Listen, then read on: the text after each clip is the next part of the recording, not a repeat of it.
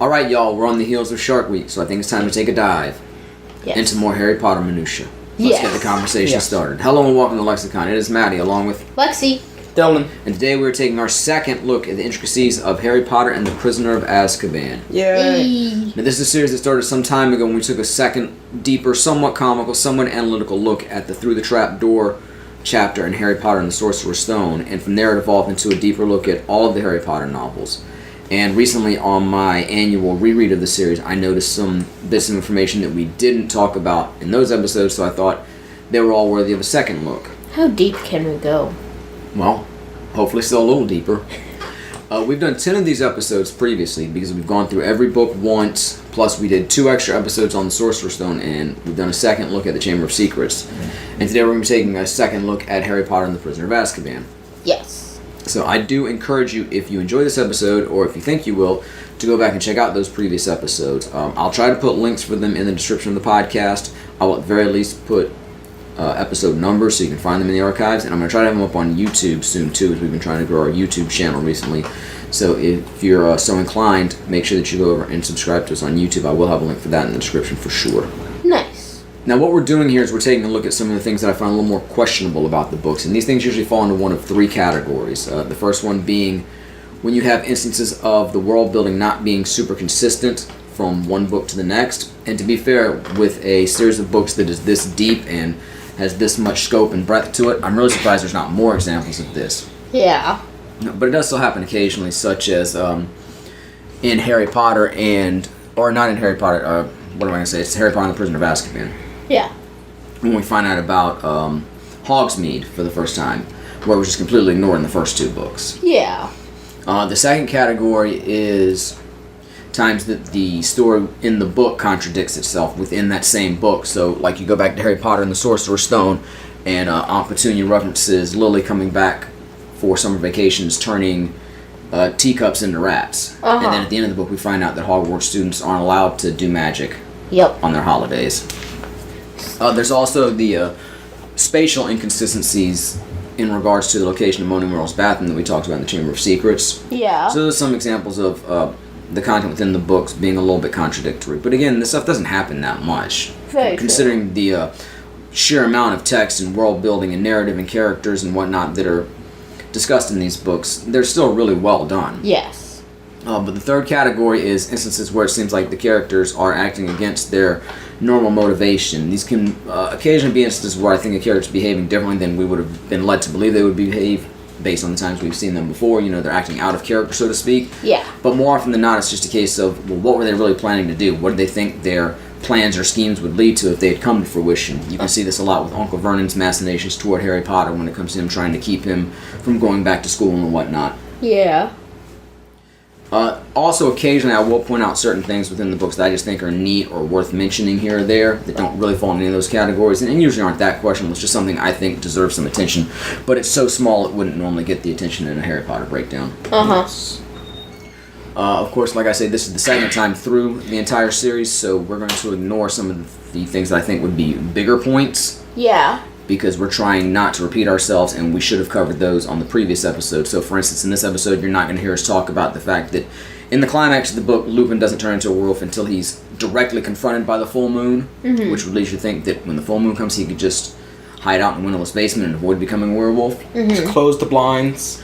Or the fact that in a wizarding world where there seems to be so many ways to ascertain the truth and to detect lies, Sirius Black still sat in prison for 14 years for a crime he didn't commit. Yeah. But I digress, because we did cover those on the previous episode. So if there's anything big that you think, well, hey, I've always thought about this about the book, but y'all didn't cover that, we probably covered in the previous episode. So again, I'd encourage you to go back and check those out. I do want to say we're not doing this to belittle these books at all, because we're still great fans of them. It's still my favorite book series of all time. Yeah. And despite whatever feelings we may have toward the author, we're still great Harry Potter fans. At least when it comes to the novels. Yeah. The movies are a little more questionable. And one day maybe we have done commentaries for them, and we tried to point out some of the inadequacies of the films as I see it, and we actually did a second one for Deathly Hallows on its 10th anniversary last year. Yep. Deathly Hallows Part 1. Actually, the 10th anniversary of Deathly Hallows Part 2 is this month. Nice. I don't think we're going to do a second commentary on it right now, though. But again, I know there's some people out there who have fallen out of love with Harry Potter if they were ever in love with it to begin with because of their feelings toward the author, and I certainly understand that. For us, it's just a case of trust the art, not the artist. Yeah. If you're not a Harry Potter fan, you don't think you can dig on this for whatever reason, we encourage you to go back and check out any of our archives. There's over 300 episodes now, even though to be fair, about a quarter of them probably do deal with Harry Potter, but that still leaves over 200 episodes for you to check out. And you can always come back for next week's episode, which should be something far less divisive when we talk about the reboot of Masters of the Universe. Anyway, on to the main attraction here. I think I have rambled on enough to get us started. Anything y'all need to say before we get into it? No. No. I think we can get into it. Alright, so this is our second deep dive into Harry Potter and the Prisoner of Azkaban. I'm going to pull up my notes now, and I will ask you to bear with me because I do have my notes on my phone. Alright. So they're a little small. They're actually, I actually take these notes as I read the book on paper, and I take pictures of the paper on my phone. So that's what I'm going off of. My handwriting is notoriously atrocious. Yes. Atrocious. That's a combination. Is that a combination between atrocious and corrosive? Maybe? Of course. My writing's so bad it actually eats through the paper. Oh gosh. Again, not the content of my writing, but the actual No. physical forming of the words by my pen. Yes. I was gonna say, I have, If you have I have managed to mine write to the dissolves point that it paper, tears me the and paper. Like just my fast scribbles, my really messy handwriting, I have torn up paper by doing that. My writing is terrible, but I'm decent at typing. Alright, so we're ready to begin, having said all that? Yes. Yes. Alright, so we're going to begin, appropriately enough, with Chapter 1, the very first page, page 1. Chapter 1, Owl Post. And I will point out, I like the way this book is bookended by the chapters Owl Post and then Owl Post again. I think Nice. that's a neat little I love when they do device there. But we're going to start by looking at the Marie Grand Prix illustration at the top of this chapter. And I know these aren't necessarily canon, so it's hard to critique them too much. And by and large, they're all wonderful and imaginative, and they fit the story well. And I'm not actually critiquing this one. I'm just pointing out the fact that we see 3 owls, each one carrying a package. It actually looks like 2 of them are carrying packages in their claws, and the middle one has the package tied to their claws. that. Yeah. But the one on the right, if you're facing the left, if you're in the group of owls, is carrying a letter in its beak. And I bring this up just because, especially in the first 2 books, it seems like it's much more common for owls to carry things in their beaks. But starting with this book forward, it seems much more common for the owls to have packages tied to their legs. And we've just always wondered about the inconsistency there. And of course, I should say at the top of this, I understand there are reasons for some of this stuff. A large one of them is that the whole story wasn't written at one time, so as it evolved, it was necessary to make certain alterations. Yeah. And sometimes you just, you're writing something, you make a mistake somewhere. I get it. We understand all that.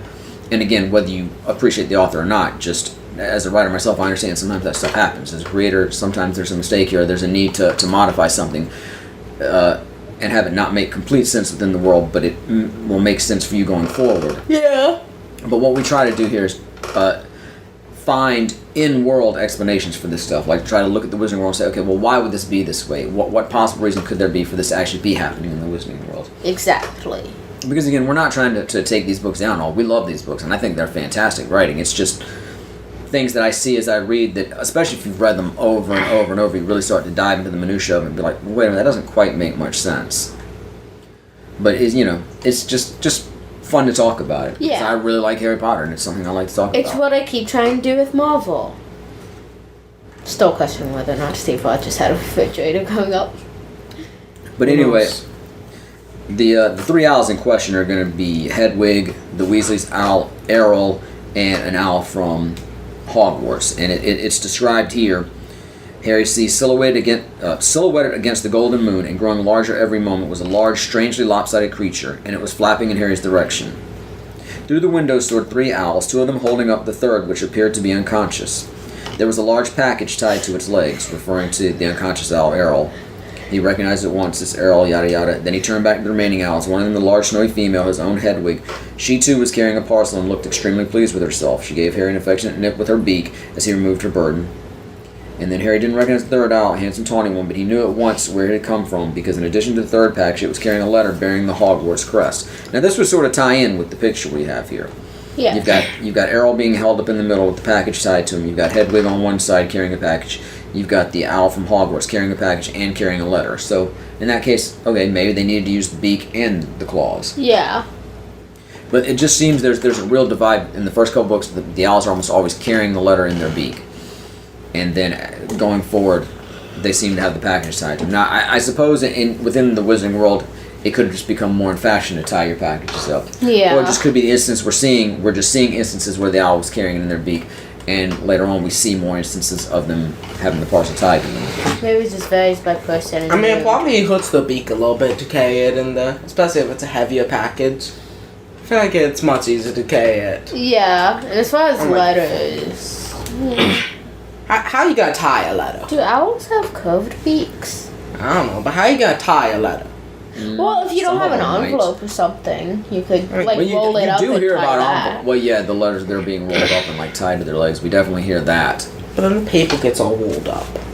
But if you don't just have an write it and you just envelope, roll it up into a little tight scroll, that's fine. Rolling Exactly. paper is a perfectly acceptable way of shipping it. But it exactly. gets all rolled up. When's the paper? I No, it actually doesn't. one time I got One's posted in the fogged. mail that came in a tube thing. It keeps it much better than folding it. That's true. If I ever mail out like my bigger commissions, prints and whatnot, if I can't get like sandwich them to keep them flat, then I'd roll it. Welcome to paper specifics. Look. Better than having creases. Because at least if you roll it, you can just put it under heavy objects to flatten it. And if you're putting it in a frame, taping it to a wall, it's better than the creases. One offhand comment devolves into an entire conversation about how to properly ship a letter through owls. Look. Wouldn't it be nice if we could use owls for shipping things? Yeah. I mean, theoretically. You would like to have an owl that could always find your intended recipient no matter what. I think they do If- have curved. if the they owl- totally have curved beaks. If the Owl owl's does, trained maybe not all. extremely well, Well, not every single one. if the owl But was some trained specific extremely well, you kinds. could Yeah, probably. they do by and large seem to have curved beaks. I was thinking about that because if you put a paper in that, They might pinch it. yeah, a poke just pierce a hole through it.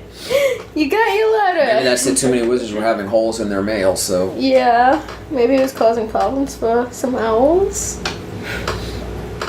Alright, well, anyway, moving on. Technically along in chapter 1, since I was referring to the illustration, even though I read a bit from about page 4. On page 2, and technically this begins on page 1. I'll start on page 1, I guess. It was nearly midnight, and Harry was lying on his stomach in bed, blankets drawn right over his head like a tent, a flashlight in one hand, and a large leather-bound book propped open against the pillow. Nice. Harry reading it. Moving on to Very page 2. Harry superficially. put his quill in his teeth and reached underneath his pillow for the ink bottle and roll of parchment. Slowly and very carefully, he unscrewed the ink bottle, dipped his quill into it, and began to write.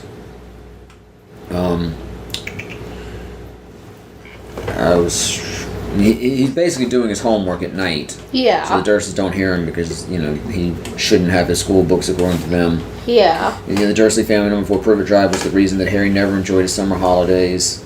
They had a very medieval attitude toward magic. Yeah. The most they could do was lock away Harry's spell books, wand, cauldron, and broomstick at the start of summer break and forbid him to talk to the neighbors. Separation from his spell books had been a real problem for Harry because the teachers at Hogwarts had given him a lot of holiday work. Those words from page 3. But my whole Okay. point is, this is and I think the only time we actually see a Hogwarts student doing homework over the summer holidays. Interesting.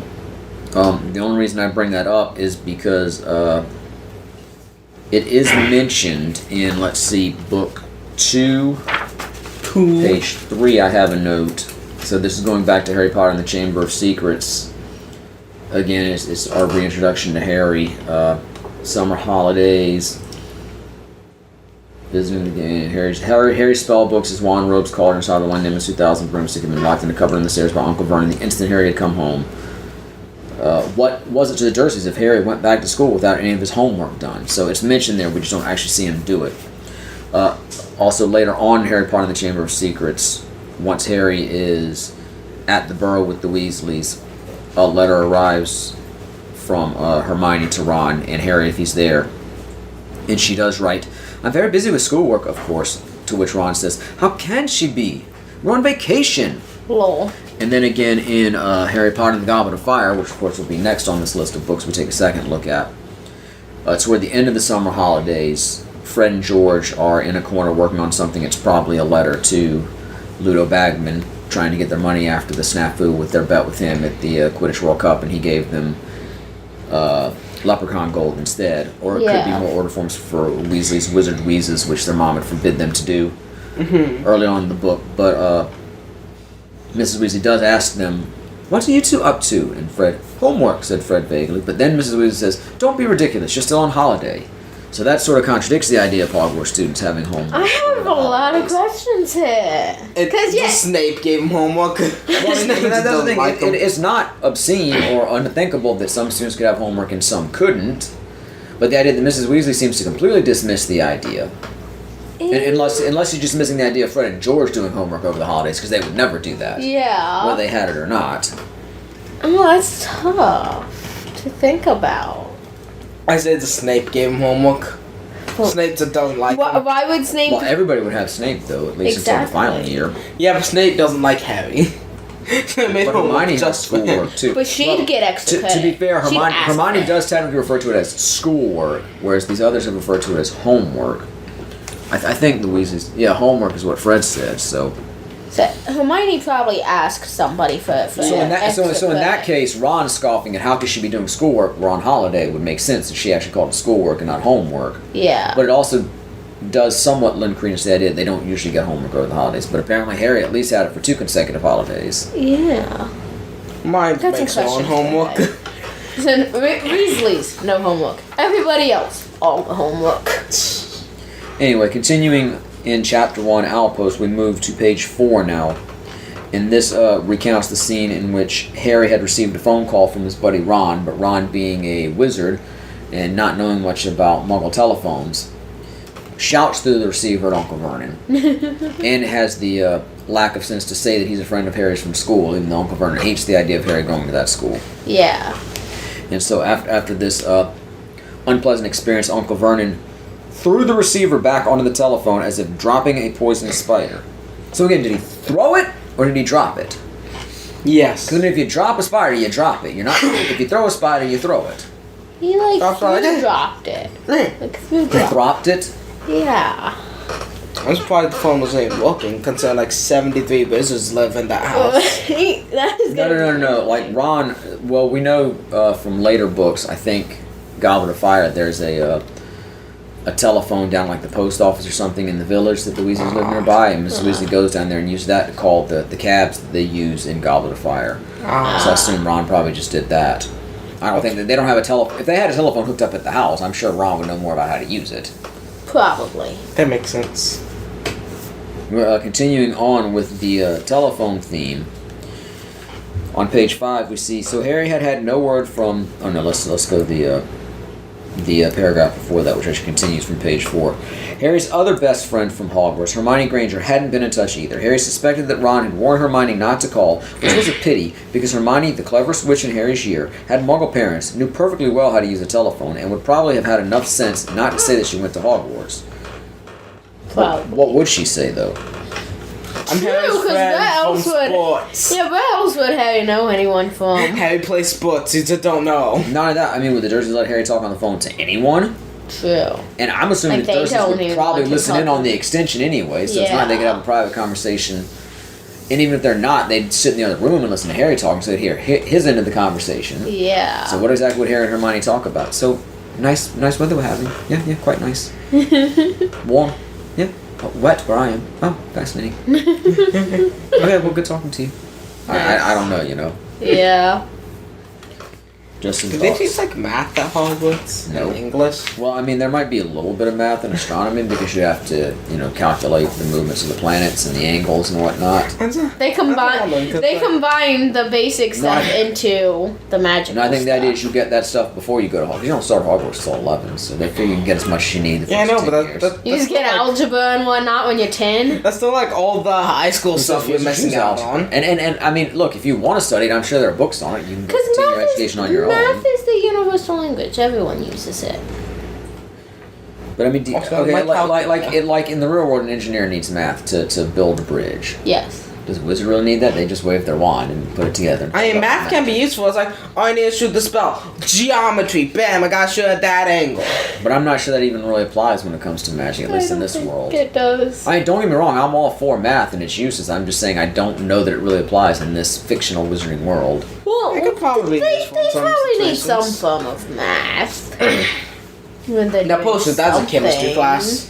I mean, I bet Arthur uses it when messing But with the muggle author uses things. it? Yes. His name is Arthur. That's what I said. That's your Lola's brother's middle name, one of them. Nice. But Potion's class is a chemistry class. I like the way you say It nice, really like it's is. a revelation to you, like you didn't know that I already. didn't know it.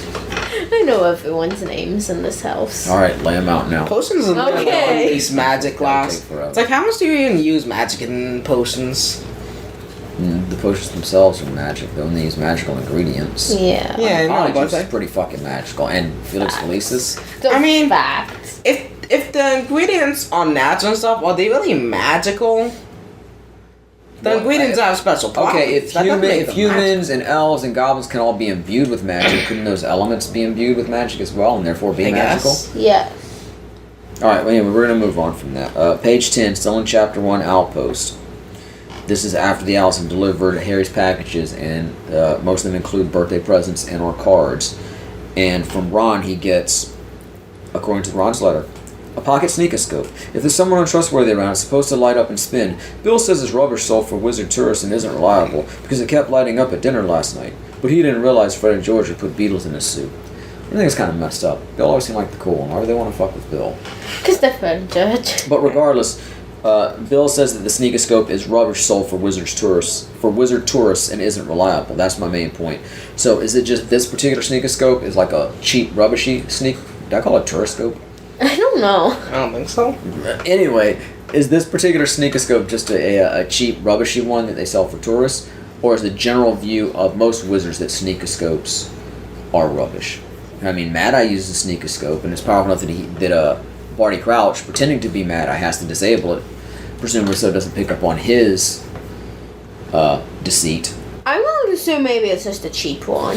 That's what I'm thinking, but it almost does come off that maybe in general sneakoscopes are frowned upon in the wizarding world.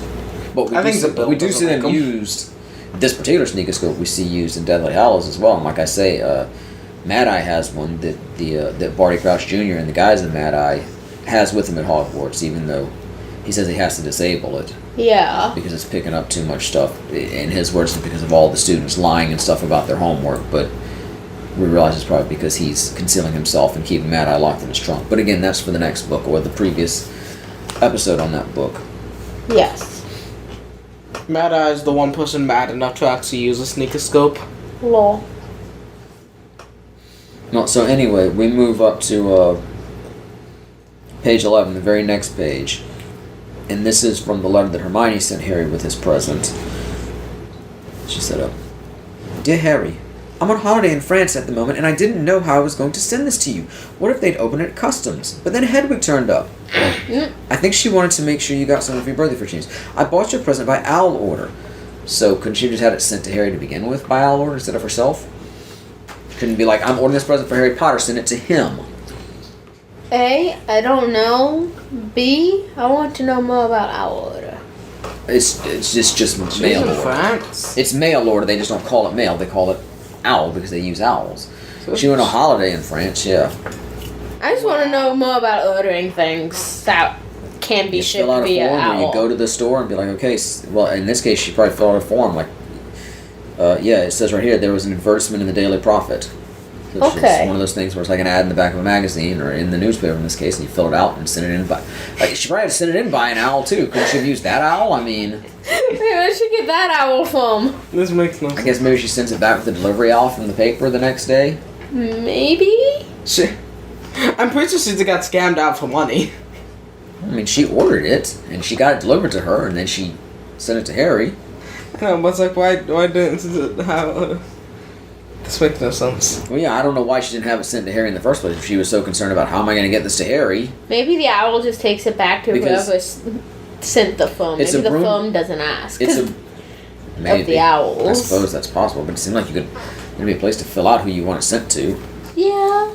But maybe they just give it to the owl and like, alright, take it back wherever you got that phone from. That fun. That's for fun. The fun. It's fun. Lol. Fun for everyone. Alright, let's just move along. Alright. We're going to take a fairly big jump here. We're going to go up to page 31, which is the beginning of chapter 3, The Night Bus. The night bus. And let's see.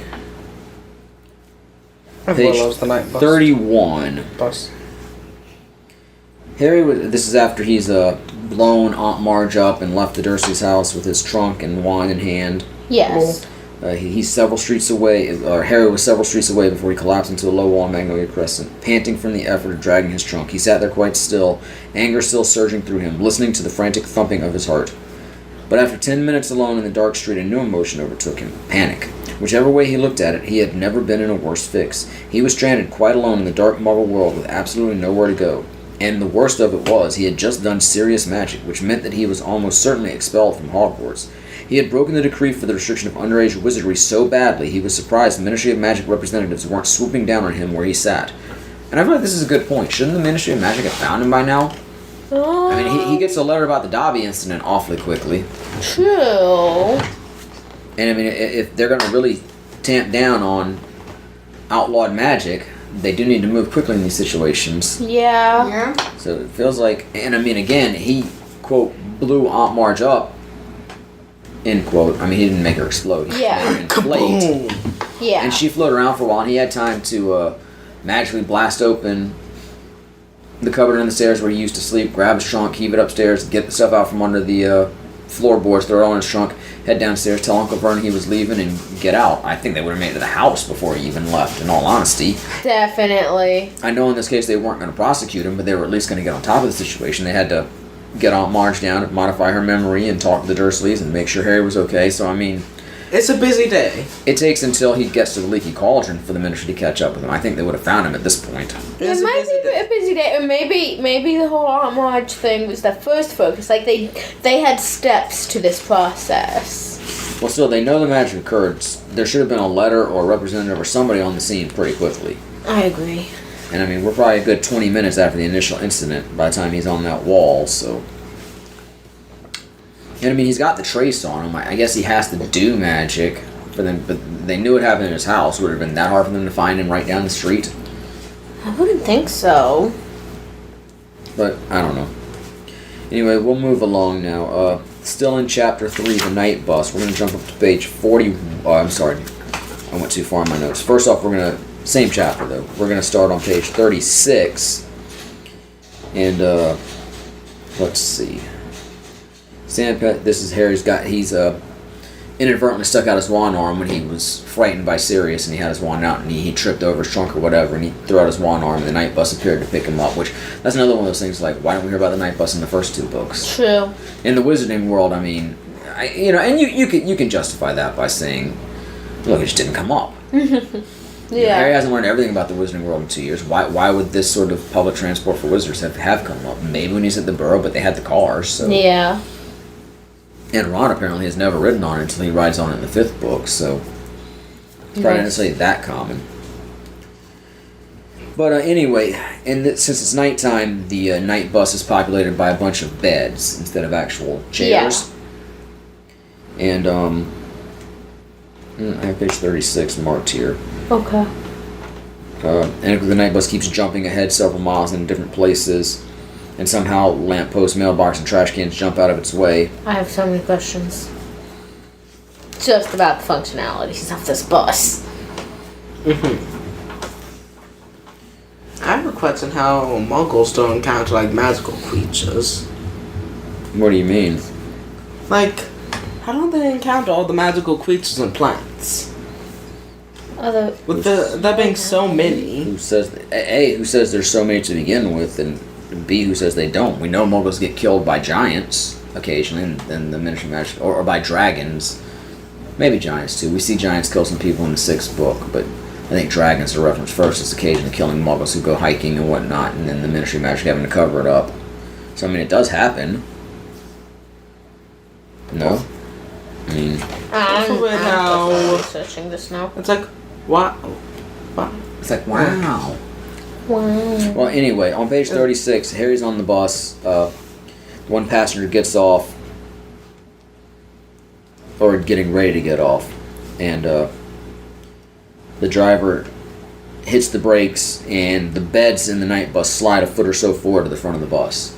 So we see the beds moving around a lot. We see in their fifth year when they're on the night bus, they're in chairs and they get knocked over because the bus is moving so fast.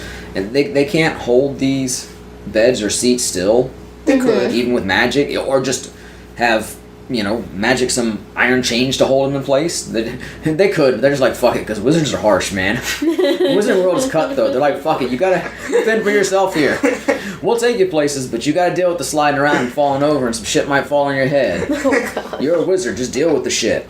Lol. I mean, I'm basically how the night bus operates. It's kind of how it feels. Probably.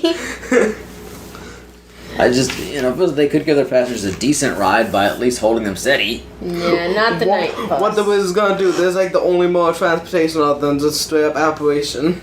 The brooms. Or flu powder. Or thestrals. They're just using muggle stuff. Or magic carpets outside of England. Yeah. Or Great Britain. But no one's gonna use a broom or a destral to just go to like down Or walking, the mall. depending on how far you gotta go. Exactly. Like I gotta go Muggle to transportation, because That's what I was saying. We've seen them use the subway. We see them The night bus use the is car. fast. In cabs. Well, that's Muggle transportation. Well, yeah. And flying if you're Voldemort or Snape. But it's like I gotta go to I Walmart. just Let want me to know call what the the night teachers are bus. up to during the summer. Are there Walmarts in Britain? I'd assume so. I'm not saying there's not. I've never heard of one specifically. I mean Walmart. No, is you may very well popular. be right. Just because it's popular doesn't mean it's in addition. I mean, McDonald's is in Britain. McDonald's and everywhere. Walmart are not the same. We've been playing GeoGuessr lately on YouTube. Yeah. Just for fun, and McDonald's is everywhere. Like, there's a McDonald's there. Well, that rules out Antarctica, maybe. Walmart owns a chain of stores in the UK, but it's not called Walmart. What's it So called? I guess I'll tell you. I mean, Walmart's not in ASDA. Britain. That's a horrible name. Does it stand for something? I don't know. Is it ASDA or is it ASTA? Don't know. It's all caps. Well, anyway, let's move on, because this episode is not about international Walmarts. We're going to move on to Chapter 4 now, The Leaky Cauldron. Page 60. Okay, this is when Harry has met up with Ron and Hermione after his 2 weeks in Diagon Alley. They're getting the last of their school supplies together. They go to get Hermione. Hermione has some money from her parents to get a birthday present for herself, because her birthday's in September. She's fixing to turn 14. So she's almost a year older than Harry, but you have to be 11 to start Hogwarts. So. Yeah. Anyway, the point is, she decides she wants to get herself an owl. They don't go to ILOPS for some reason, but they go to the Magical Menagerie. So apparently there's 2 pet stores in Diagon Alley. One specializing in owls, one in all kinds of animals. But it seems like if you want an owl, you go to ILOPS. Interesting. But that's not my point. This is when Ron wants to get some rat tonic for Scabbers. This is when they meet Crookshanks, when he jumps down on Ron's head, and Hermione ends up getting Crookshanks as a pet. Speaking of pets, one of y'all's pets is being really annoying in the other room. It's not mine, I can tell you that I'm pretty sure much. it's Mando the Ferret, but damn. He's down in his bed and playing, I'm pretty sure. Anyway, in this case, once Crookshanks jumps onto Ron's head, Scabbers / Peter Pettigrew, as we find out later in this book, spoilers, sorry, freaks out and lands splayed on the floor and then scampers for the door.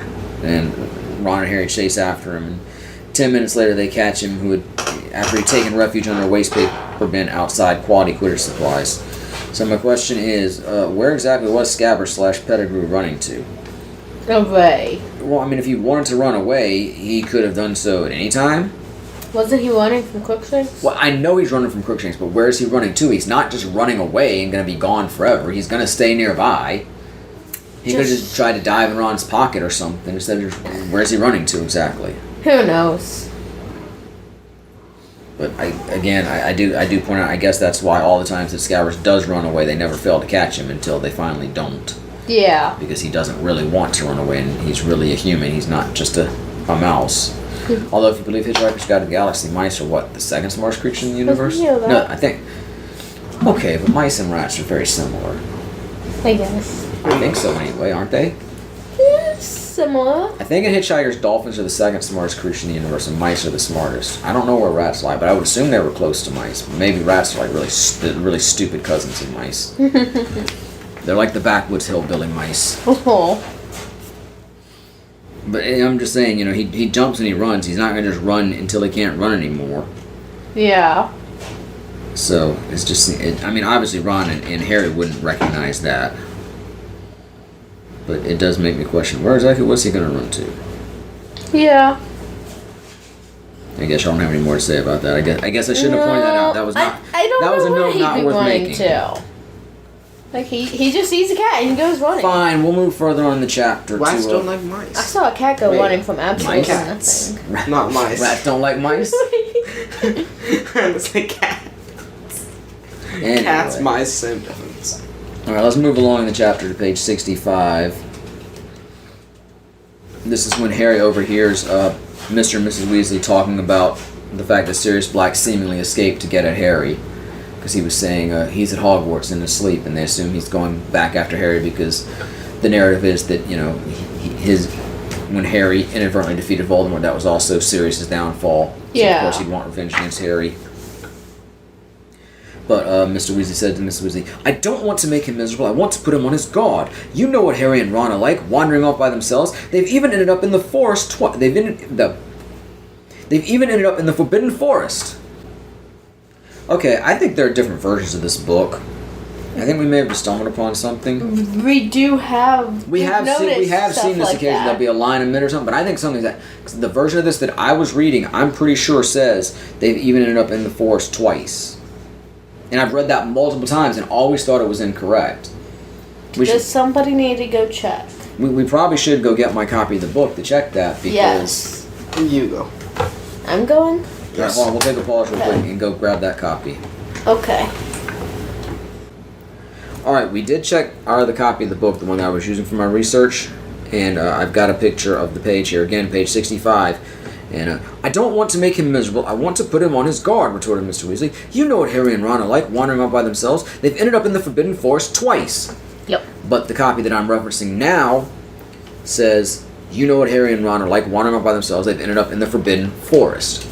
So clearly somebody caught that was a mistake, because again, Ron has been in the forest, but just once in the Sorcerer's Stone. I'm sorry, in Chamber of Secrets, when they go looking for Aragog. Yeah. In the movie Sorcerer's Stone, Ron is in the woods, but in the book he's not. He's still in the hospital wing with the bite from Norbert. It's Harry, Hermione, Neville, and Draco that go into the forest for detention after Harry and Hermione sneak. The movie was throwing me off just After now. Harry and Hermione sneak Norbert up to the tower so Charlie's friends can carry him off, and Malfoy had known they were going to do it, and he got caught by Filch trying to get them caught. They got caught because they stupidly left the invisibility cloak up at the top of the tower, and Neville got caught because he was trying to warn them that Draco was out after them. Yeah. So in the first year, Ron doesn't go in the forest at all. In the second year, yes, he and Harry do, but again, that's twice for Harry, once for Ron. And to be fair, the first time Harry's in the forest, it was on a detention, so it's not like he just ends up in the forest because he's, going out of bounds on purpose. Yeah. But yeah, that's very interesting. I wonder if there's any other notes we've had where it didn't jive up with the book. There was one case where we were reading. There's one case where we were reading the sixth book in homeschool, and we got to a point I'm like, wait, there's a line missing here because I knew that book so well. I'm like, I know there's a part here that should be here, and that one seemed pretty innocuous as far as being left out or put back in or whatever. But this one, I clearly understand why it was changed because yes, this version makes much more sense. The fact that Ron and Harry were both in the forest twice was completely incorrect. So that's interesting. I wonder if we're going to run into anything else like that. I don't think we have. I don't think in these redives, but we'll see. As far as Robo, we haven't. Okay, so hey, that one's corrected. So I guess we should move on. Okay. All right, this next one is a series of notes. So it's going to take me a minute to put it all together. I guess maybe I should just start reading them as they are. But it basically comes down to confusion over the nomenclature of the different parts of the Hogwarts Express. And I've always had a little bit of issue trying to figure out exactly what it's like as far as how it's set up and where they get on and off the train and how it's set up once they get in the train. I mean, we see the movie version, but I don't know if that's completely accurate to what was supposed to be depicted in the books. And never having ridden a train myself, much less an old British steam engine. I'd like to be on a train. But let's see. The point I'm getting at here, we begin in Chapter 5. I believe all of these are in Chapter 5, the Dementor. This is when they've gotten back on the Hogwarts Express for their journey. back to school, and on page 72. Once the remaining Weasleys and Hermione had joined them, Harry and Ron led the way to the end of the train, past packed compartments, to a carriage that looks quite empty. So reading that, I'm assuming the compartments are the individual rooms inside the train. Yeah. And that the carriages are the train cars themselves. So, the train's made up Sounds of like different it. cars, so one car is a carriage. But I believe there's a little bit of inconsistency in here. Okay. As we move along, page 73, I have another note about Harry. This is they've gotten back off the train. Arthur was trying to tell Harry about Sirius and wanted him to swear he'd be, he wouldn't go after Sirius. Yeah. Even though he never technically promises him that. Lol. Let's see. So he's still talking. 73 is the right note. Okay, Harry was stronger, so he's still talking to Mr. Weasley. There was a loud whistle. Guards were walking along the train, slamming the door shut. Mr. Weasley going, Arthur, quickly! Steam was billowing from the train. It had started to move. Harry ran to the compartment door, and Ron threw it open and stood back to let him on. So that makes it sound like the compartments would open to the outside of the train. But it should be the carriage that opens to the outside of the train. Yeah. And then you come into the carriage and then find a compartment. The doors to the compartments are all inside. Yeah. And most of the text backs that up, because then we move on to page 74. This is after Harry has jumped on the train once Ron has slid up under the compartment door open.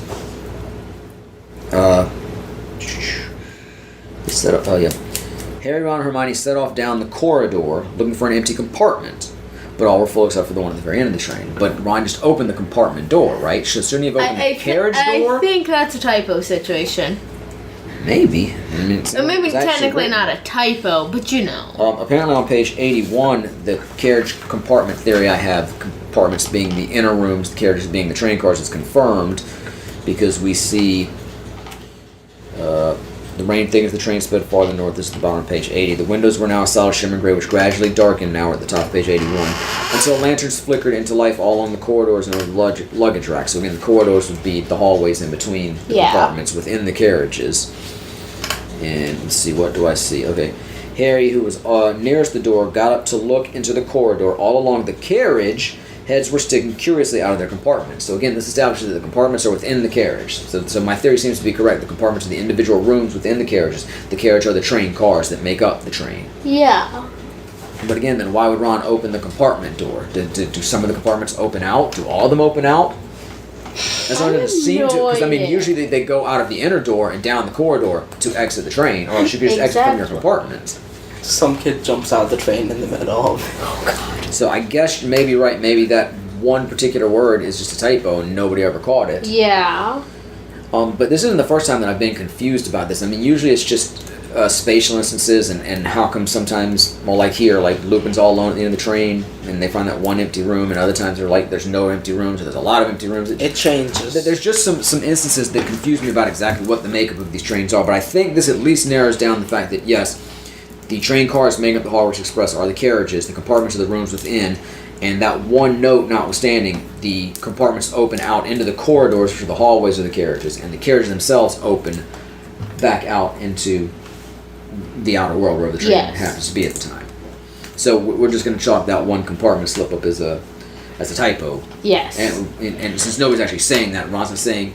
I guess if somebody was like, "Get in the compartment, I'll open the compartment door for you, Harry," he could have just been misspeaking too. But it's not even said; it's just the narrative. So, okay. We're going to jump back to page 74 now. Something not related to carriages and compartments, or perhaps related to, but not as far as the nomenclature thereof. All right. Oh yes, this is when they see Lupin sleeping in the compartment.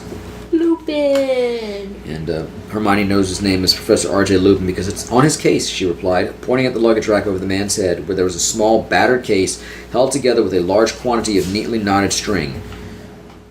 Hello, Reparo, couldn't he just fix his case with magic? Does he really have to use string and let it be all battered? Couldn't he make it look nice and new? But then why doesn't want he? to? Oh, it's so pretentious. Well, I could fix my case and have it actually be more functional, or I can just have it tied up with string so I can. What's It's he trying to get? aesthetic. Sympathy or something? It's a It static. could be that. That's just the patina of the case. It's a But static, man. do you know how many times I've sat there and just been like, I could do this? I mean, To be not fair, I don't know going that to. I don't know that he did knot the string with magic, Well, but it seemed like he could have done a more solid repair job with magic. a static.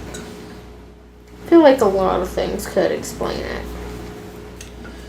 Okay, well, let's see if you can explain this then. Still in chapter 5, now on page 79. This is when Draco and his cronies make their annual excursion into Harry's compartment. And we find out that Draco Malfoy and Harry had been enemies ever since they had met on their very first train journey to Hogwarts. Technically, they met in Madame Malkin's when Harry's getting his robes. I mean, to be fair, they never exchanged names in that. They just have a bit of a conversation, and then Draco gets finished really quickly and is out of there. Yeah. So technically, they get introduced as far as, I'm Draco, you must be Harry Potter, even though Harry doesn't introduce himself, because he's like, fuck off, I know what you're like. Cool. On their first trip. So technically, they I guess they officially met, but they actually, again, how do you define meeting somebody? Exactly. Again, this is just semantics here. Yeah. But technically, they did meet in Madame Malkin's, so it could always say they've been enemies since the first time they met at Madame Malkin's. Because it could just end right after met. Draco didn't have any specific animosity to Harry because he didn't know who he was or anything about him, but Harry seemed to get the sense right then and there that this is the kind of kid I don't want to mess with, or not mess like he's scared of him, but this is not the kind of kid I want to pal around with. He's a bad seed, you know. Yeah. So I guess technically they're also not necessarily enemies, at least from both of their standpoint, until that first meeting on the train. But again, they kind of met in Madame Malkin's. Yeah. But again, it's more semantics than anything else. Alright, so let's take another large jump here. We're going to go all the way up to page 98.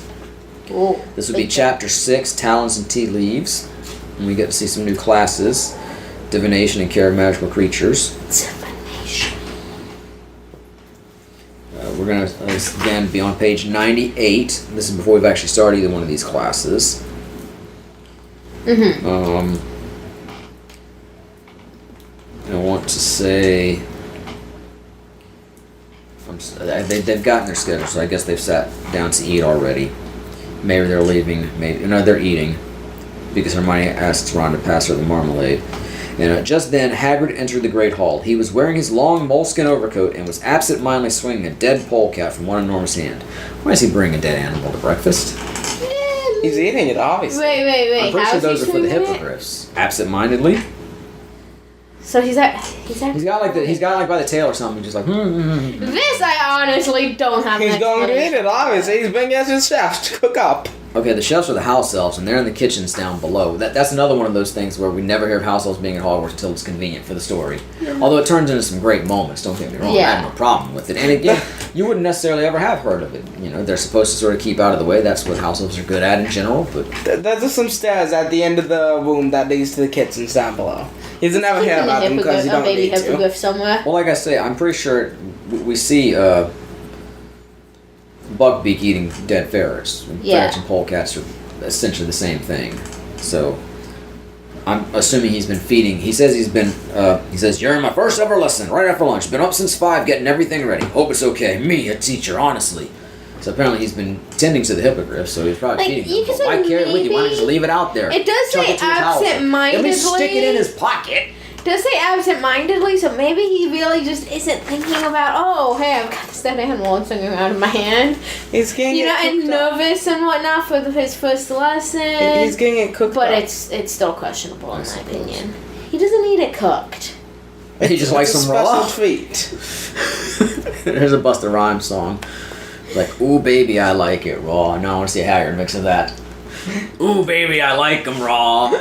Like polecats nice and raw. If he's feeding it to an animal, I don't think the animal cares. No, it's a special treat. But, I mean, Dylan's pontificating that Hagrid himself is going to eat it. True. But I don't think Hagrid is. I think he gets to the table and is like, oh. No, I think it's more a case of, this. Oh, I accidentally brought... Here, Professor Flitwick, I brought you a gift. Why is it always me, Dad? That does not happen anywhere in the canon of the books. That is a movie only. It happens the year after this. Which, oh my god, we were rewatching Goblet of Fire, the movie, the other day. There are so many little things in there that we missed. We need to do another dive of that, but I think that's like 2005 is when it came out. Man. So we're not really at an anniversary, but if we're just loath for something to do for an episode one week, we should pop that in, because there are so many little details that even, you know, the times we've watched it and doing the commentary before that I never picked up on. Yeah. Anyway. There's a lot. Something to look forward to on another day. Moving along, still in Chapter 6, Talents and Tea Leaves, we've just seen one of the new teachers. Now we're introduced to the next one, Professor Trelawney, in the new class of Divination, which, I mean, it's not new, but it's new for Harry and Ron and the students of their year. Hermione for a time before she leaves. And, yeah, she introduces herself to the class and says to Neville, this is on page 104, "Owen dear, after you've broken your first cup, would you be so kind as to select one of the blue patterned ones? I'm rather attached to the pink." And then right at the top of 105, sure enough, Neville had no sooner reached the shelf of teacups when there was a tinkle of breaking china. Professor Trelawney swept over to him, holding a dustpan and brush, and said, "One of the blue ones then, dear, if you wouldn't mind, thank you." Notwithstanding how she was able to predict that, whether she was just able to sense that Neville was a nervous kid and she could make him nervous by saying that, because even though she does have some seer and she does make a couple of real predictions, generally it's just, as they say in the book somewhere, a spooky aura and lucky guesswork. Yeah. My whole point is she used the dustpan and brush to sweep up the broken piece of china. Fucking Reparo! I mean, again, she's a witch, isn't she? The qualities are too low. And again, how much couldn't he just break it over and over and she could just ding, repair the motherfucker over and over? Or even make him do it? I mean, somebody here's got enough magic to fix that cup. That's the case, though. I mean, how much does Reparo work? Y'all just don't know how many times when I'm reading these books, something breaks and they don't fix it, they throw it away, they fix it, and I'm like, fucking Reparo! How much does Reparo actually repair? Like, say you grind something into fine dust. Okay, can it repair that? Hey, that's not the case here. I know, but it's still shattered into pieces. I think the ferret got upset when we're talking about hippogriffs eating ferrets. I think that too. How like, what's the limit on Reparo? Well, look, I know in the 5th year, Harry's got a bowl with essence of myrtlap and he's soaking his hand after, what's her name? The evil teacher. Dolores Umbridge has made him essentially carve "I will not lie" into the back of his hand over and over. And he gets upset at one point, stands up and knocks the bowl over, the bowl breaks. He uses Reparo to fix the bowl, so you can fix broken china with Reparo, so again, it should apply to the cup, no problem. Yeah. Harry also, in the 6th year, when he wants to disguise his old copy of, what's the potion making book called? I don't remember. Advanced potion making, whatever it is, that the Half-Blood Princess. Dragons. The Half-Blood Princess book that he's got, he wants to switch it out, disguise it as the new book that he just bought from Flourish and Blossom, turn in the new book, so he uses Defendo, I think, to take the covers off, then swaps the covers, then uses Reparo to put the covers back on. So, I mean, it definitely has plenty of uses. I'm saying anything I point out I think could have been repaired magically with Reparo. But maybe not, I don't know. I guess I know Google has an entire Reddit thing. You can't Google fucking Reparo. It doesn't really exist. No, I know. There's no wizard Google. I was curious about this whole Reparo teacup situation. There's a whole Reddit thing of people talking about this. Yeah, I'm not surprised I'm the first person to think of this. They came to one person said she just probably thought or read something that was telling her not to do it. You know how she's doing like the tea leaves and different stuff like that? She just accepted something as a sign like, yep, no, don't fix the teacup. No, because somebody else... she knows she's full of shit. Somebody else suggests that it could just be her and magic. I mean, she's not... I did think, as I was saying that, I did think about it, that she's making not as strong magically, but still, Reparo seems like a pretty basic Because spell. according to this, later on, during the Battle of Hogwarts, she's just throwing things instead of using magic. No, she is using her magic wand to lob the crystal balls at people. I wasn't sure. It's been a while since I don't have a copy of Deathly Hallows in front of me, but I guarantee you, she does come out. She has like a bag full of crystal balls, but I'm telling you, it specifically says she uses her wand to like magically lob one at somebody. That's not the exact text, but if I had the book in front of me, I'd dig. I could go get it. Is it that important? If so, tell me now so I can make a note to pause here. I'll leave that up to you because I can also try Googling it. We could throw it on at the end or something if you want. Doesn't Hermione use Reparo like year 1? Something like that. Or then, I mean, in the movie, she goes Oculus Reparo to Harry's glasses. My Oculus Reparo. That is spelled just for repairing glasses. You know the movies have to get funky sometimes. It's telling the wand to fix these glasses. There could be a lot of broken things in the air. We want it on the glasses. Don't fix Harry, fix the glasses. Yeah, don't fix that scar. It's going to come in useful. Also, this makes me think, how does Accio work? Like... You concentrate really hard on the thing you want? Then do you actually need to say what you want, or do you need to say Akio? You're supposed to just concentrate really hard. Well, I don't know. I think if you I'm need gonna go get the book. if you need to say Akio, like, because you know some wizards can do nonverbal spells. But if you need to say Akio for whatever reason, I think you need to say the thing. If you can non-verbally do Akio, you don't need to say the thing. That's my. But you still need to concentrate, even if you say it. You have to concentrate regardless, yeah. Because then again, I mean, if you were just like, Akio soda, you might grab somebody else's soda. Yeah, and what if something has, like, different names, the things share a name? I go off say Akio biscuit. Is it gonna bring me a cookie? I was gonna say in Britain, that's a cookie. Or is it gonna get me a biscuit from somewhere else? Maybe it depends on where you are. In America, biscuit is slang for like a really jeweled out watch, like a Rolex. Oh gosh. Anyway, okay, Lexi has brought out her copy of Harry Potter and the Deathly Hallows. So it might take me just a minute to find this page. It's going to be in my favorite chapter in the book, Flaw in the Plan, which reads like a scene from a movie, and then they had to screw it up when they made the movie. This is literally the first thing I read in Harry Potter is this chapter, because your brother had gotten a copy of the book from the school library, and I was just curious to see how it ended, because, it's on the periphery of my pop culture interest, but I'm like, okay, just some of the main characters die, what happens? Yeah. And I read the chapter, I was like, this is like a movie, this is amazing. And so once I finally got into the series, I'm thinking like, wow, in this movie, this is going to be awesome, this is tailor-made for the movies, and they fucked it up. But we've talked about that at length. Anyway, so this is the final battle against Voldemort in the school. Let's see. Harry's still passed out here, and this is Neville's big scene that they screw up in the movie. Of course. But, I think it's the second part of the fight. It may be the first part of the fight. I don't know. Now that I think about it. I feel like it's during the triumphant final scenes, but no, now that I think about it, I don't think it is, because they're gonna rush in and everybody's gonna move into the Great Hall for the big final showdown. So no, it's before that. It would just be the Battle of Hogwarts. Let me go back a little bit. Okay. Harry's looking for the Grey Lady.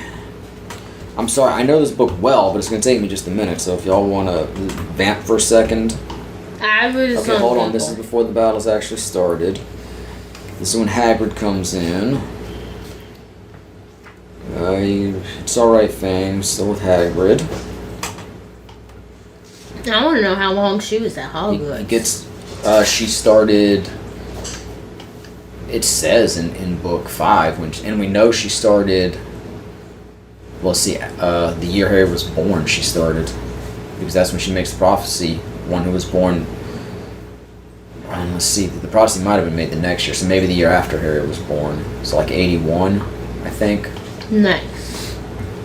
She's been there like a year or so longer than Snape. Nice. Alright, let's see. Trying to find this and actually still entertain because y'all are just being quiet. According to the wiki, she started in 81. Didn't I say that? Also, I don't know where the information comes from, but also on the wiki it says that she continued teaching well into the 2010s. Meaning it's been within the last few years that Trelawney would have left. Okay, now I'm questioning myself as far as... I feel like it has to be in the first part of the Battle of Hogwarts, though. I don't know. I'm still on the wiki, seeing if I can find anything. I'll get there. Harry goes after Nick to try to get some information on the Grey Lady. What year was the Battle of Hogwarts? 98, I think. 98? No, it's 91, 92, so 99, I guess. 99. Yeah. Alright, hold on now. I'm trying to find this. Dylan, have you got anything you'd like to say right now? No. Because this is really, really boring for everybody listening. And pointless. I do not have anything to say right now. Oh, you know what? Could it be? Would it be? Should Harry it be? Goes. Yeah, here we go. I think I've narrowed it down. According to the wiki, so I would assume somewhere in that book it has to say, what's it called? She did use her wand to throw the crystal balls. Yeah, I know she did.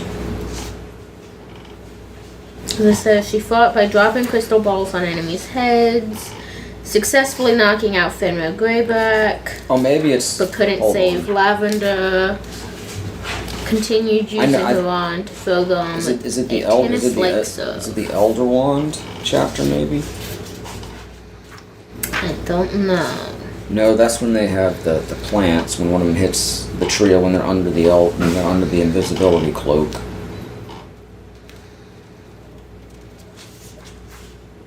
Yeah, I'm sorry, it's like 2 lines in this chapter. I'm sorry. Oh my gosh, I forgot about all this. I'm off the wiki. My phone's about to die. Damn. I was using that to Google things. Would you like me to flip through that all? You'd probably be better at finding it. Yeah, and I can't really go on with the other stuff if you got your head buried in this. What else happened during the Battle Progress, sir? Oh, house elves. Please give us your I tale. think.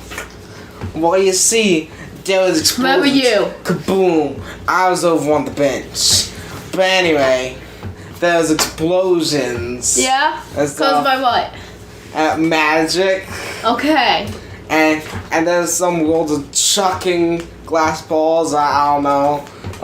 There's some like elf guys. Elf coming guys. out. Okay, wait a minute. I am in the Elder one now, and this is when Hagrid gets carried off by the Acromantulas. I think it might be around there. Okay. Yeah, here we go, because it's when, this is something that I hate to jump up to this book now, but it's when Fenrir Greyback is attacking the feebly stirring body of Lavender Brown. Yes. I've never been sure if Lavender died in the fight or not. I've heard some people say she did. According to the wiki, it says she did. But the book was never that clear. But anyway, this is the point when, with a bright white flash and a crack, a crystal ball fell on top of his head and he crumpled to the ground and did not move. "I have more," shrieked Professor Trelawney from over the banisters. "More if any of you want them, here!" And with a movement like a tennis serve, she heaved another enormous crystal sphere from her bag, waved her wand through the air, and caused the ball to speed across the hall and smash through a window. Page 646 in chapter 32, The Elder Wand. Nice. So I knew we'd seen Trelawney use magic, but again, she may not be great shakes at it. I did have that thought as we were talking about it. But anyway, let's get out of that book and back to book 3. Interestingly enough, both of these are amongst my favorite Harry Potter books. Originally 3 was my favorite, then it and 6 were tied, and the more I've read them, the more I've really fallen in love with book 7. So to me, I just have to place them in tiers, and those are like the top tier to me.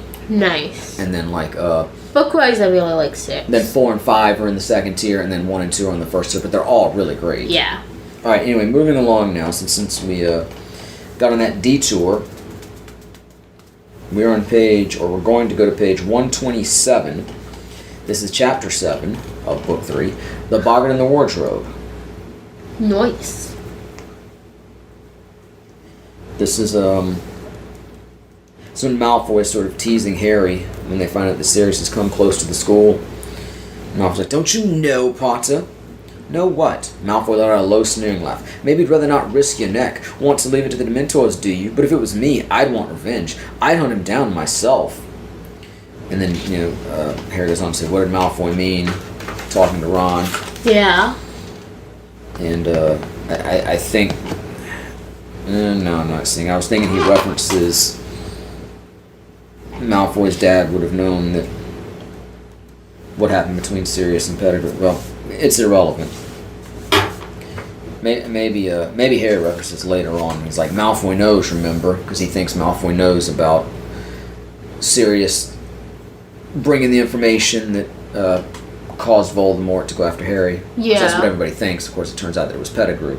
But that's the point I'm getting at. Wouldn't Lucius being so close to Voldemort have known that Sirius wasn't a Voldemort supporter? Possibly. Wouldn't he have known that Pettigrew was the traitor? Although we do hear from Karkaroff in Book 4 that the Death Eaters always operated in the utmost secrecy, and Voldemort wanted to make sure that they all didn't know who they were.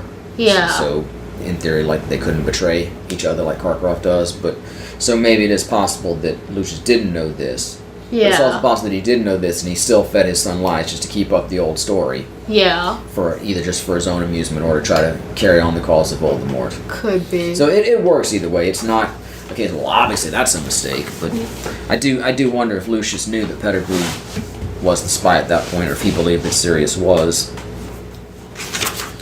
All right. Anyway, moving on to page 130 through 132. Oh, this is going to be a long one. Okay, Ooh. so this is more spatial issues within the castle, it seems. Spatial Okay. issues. I'm going to read my notes verbatim, and then we can check on the prescient details in the book. Okay. The Dada classroom, Defense Against the Dark Arts classroom, and staff room seemed to be on the same floor. But Chamber seemed to establish that Defense Against the defense against the dark arts on at least the first floor. That's on page 98 and 99 of Chamber of Secrets. While the staff room seems to be on the ground floor, page 292, Chamber, they go down to the staff room from the hospital, which is a floor below Myrtle's second floor bathroom, which of course is referred to as the first floor bathroom at one point in Chamber of Secrets. That's on page 228. I'm not sure if that's 228 of this book or 228 of... It's page 228 of Chamber. So, okay, so... We touched on this in Chambers, didn't we? Yeah, okay, let's see. Professor Lupin wasn't there when they arrived at his first defense against the dark arts lesson. This is starting on page 130. So he comes in, tells them they can, put their books away. They're going to have a practical lesson. So they follow him. He leads them along the deserted corridor and around a corner where the first thing they see is Peeves. They have a little tete-a-tete with Peeves. Then they proceed, setting off again. The class looking at shabby Professor Lupin with increased respect. He led them down a second corridor and stopped right outside the staff room door. So again, no mention of staircases or anything else. No. So it seems like the Dada classroom and the staff room are on the same floor. Yeah. But let's see. Let's dive back into Chamber of Secrets for just a moment. Go back to page 98 and 99. See, I try to take copious notes here so we can reference the book. So everybody's like, well, I think in that book they said that. I'm pretty good at knowing that stuff, but little minute details in the specific pages, it was going to be a little harder. As evidenced by the fact that it took me forever to find Trelawney with her tennis serve in the book, even though I knew it was there. You knew it was there, just didn't know where. So in 98-99, it seems to establish that the defense against the dark arts classroom is on the first floor. And the staff room is on the ground floor. Because I seem to have determined that the main floor in Hogwarts, where they first enter in, where the Great Hall is, that's ground floor. You have to go up 1 flight of steps to get to the first floor. There are buildings that are like that in real life, so that's not crazy. Not all are like that either, but that seems to be the way it is at Hogwarts. And of course you have dungeons and the kitchens and whatnot that are actually below ground floor. And the towers just seem to be... Towers. But they're still just extensions of the... Well, maybe within the towers, but I'm pretty sure the entrance to Gryffindor Tower was the 7th floor or whatever. Yeah. But then the tower itself would go up from there. Okay, anyway, page 98 and 99, what do we have about the defense against the dark arts classroom? What are you pointing at?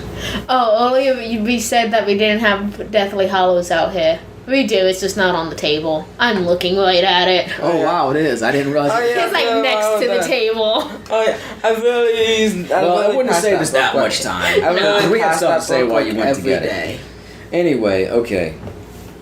So, he's in let's see, we're in Lockhart's classroom. Or no, we're not. We're outside in the corridors because this is when Malfoy picks on Harry, or Colin Creevey was asking Harry to sign his photo, and Malfoy makes a stink about it, and Lockhart's like, oh, should have known it was Harry handing out signed photos. Lol. So, anyway, off you go, move along, and Lockhart called to the crowd and set off back to the castle with Harry, who was wishing he knew a good banishing spell. I covered up for you back there with young Creevey, yada yada yada.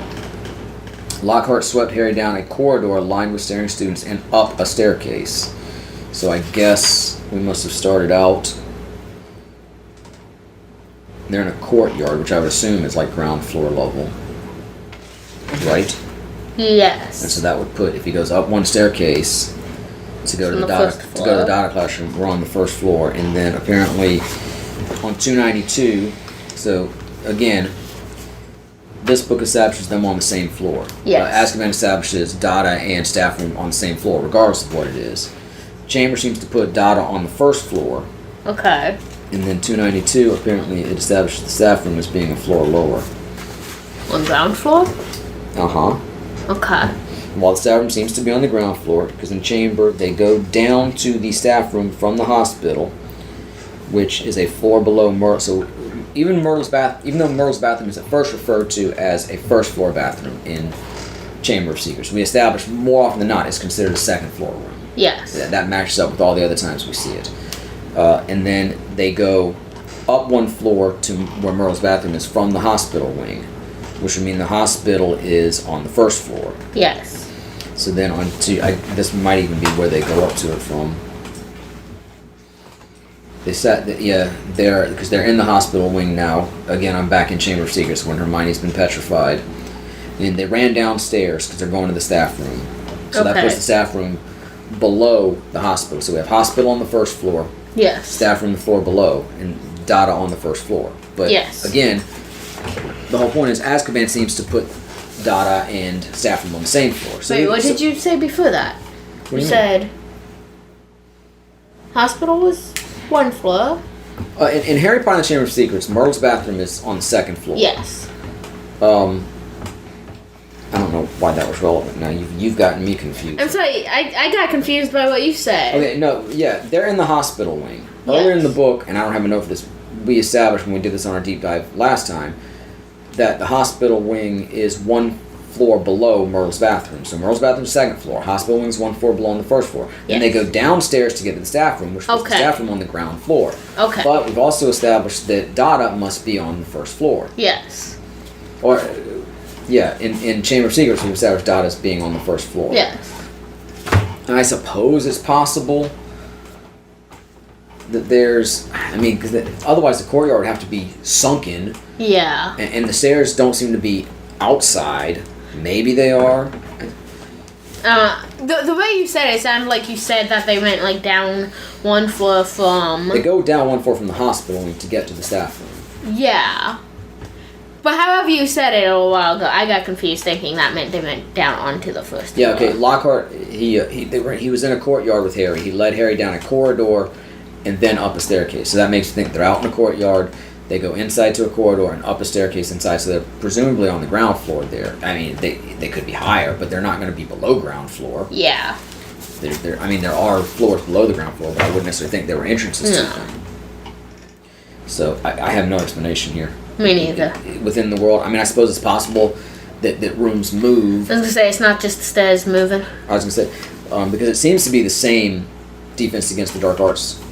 Well, I could say between school years they could be. they could change. The defense against the dark arts teacher's office seems to stay the same. Because Harry talks about being in that office under previous occupants. Yeah. Referencing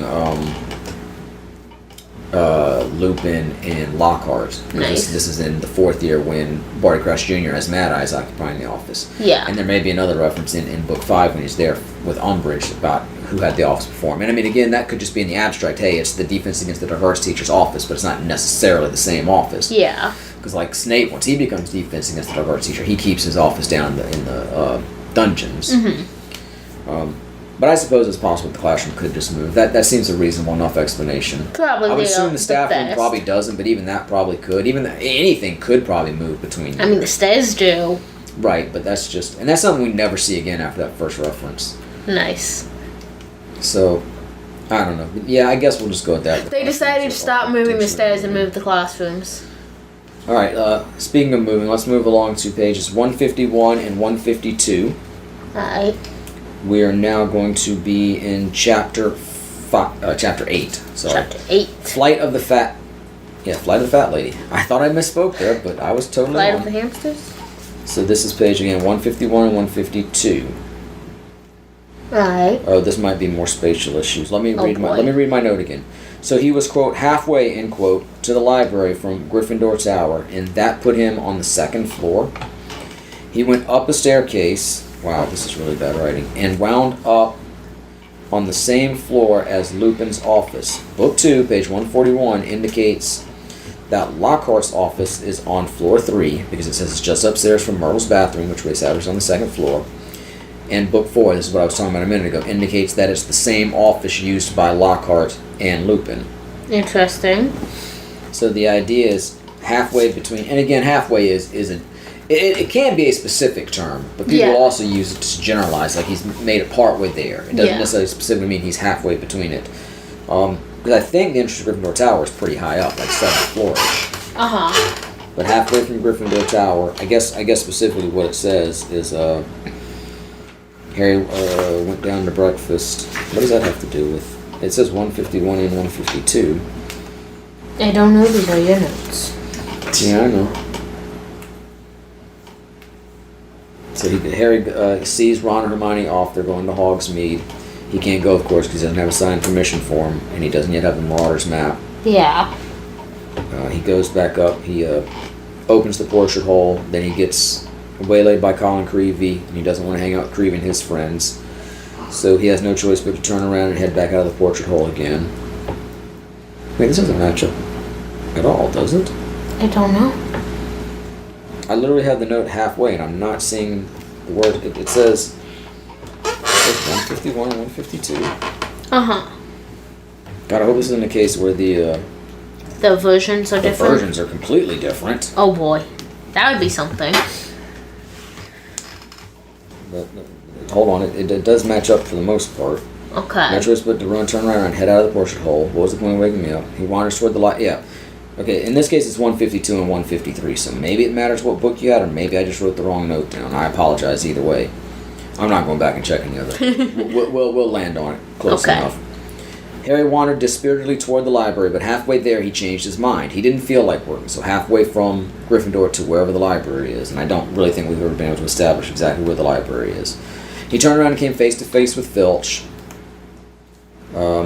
Filch tells him to get back to his common room. Harry didn't go back to the common room. He climbed a staircase, thinking of vaguely visiting the owlery to see Hedwig. And as he's going along this corridor, a voice calls out to him, "Harry," and he doubles back to find Professor Lupin and goes into his office. So again, wherever he ends up between Gryffindor Tower and the library, he goes back up one staircase and ends up on the floor with Lupin. Okay. And like I said, apparently, Book 2, page 141. Yeah, because they go up to Lockhart's office after they find Miss Norris petrified. She's hung right outside of Moaning Merle's bathroom, which is on the second floor. They go up a flight of stairs to Lockhart's office. So Lockhart's office, at least when he was Dada Professor, is on the third floor. Okay. So again...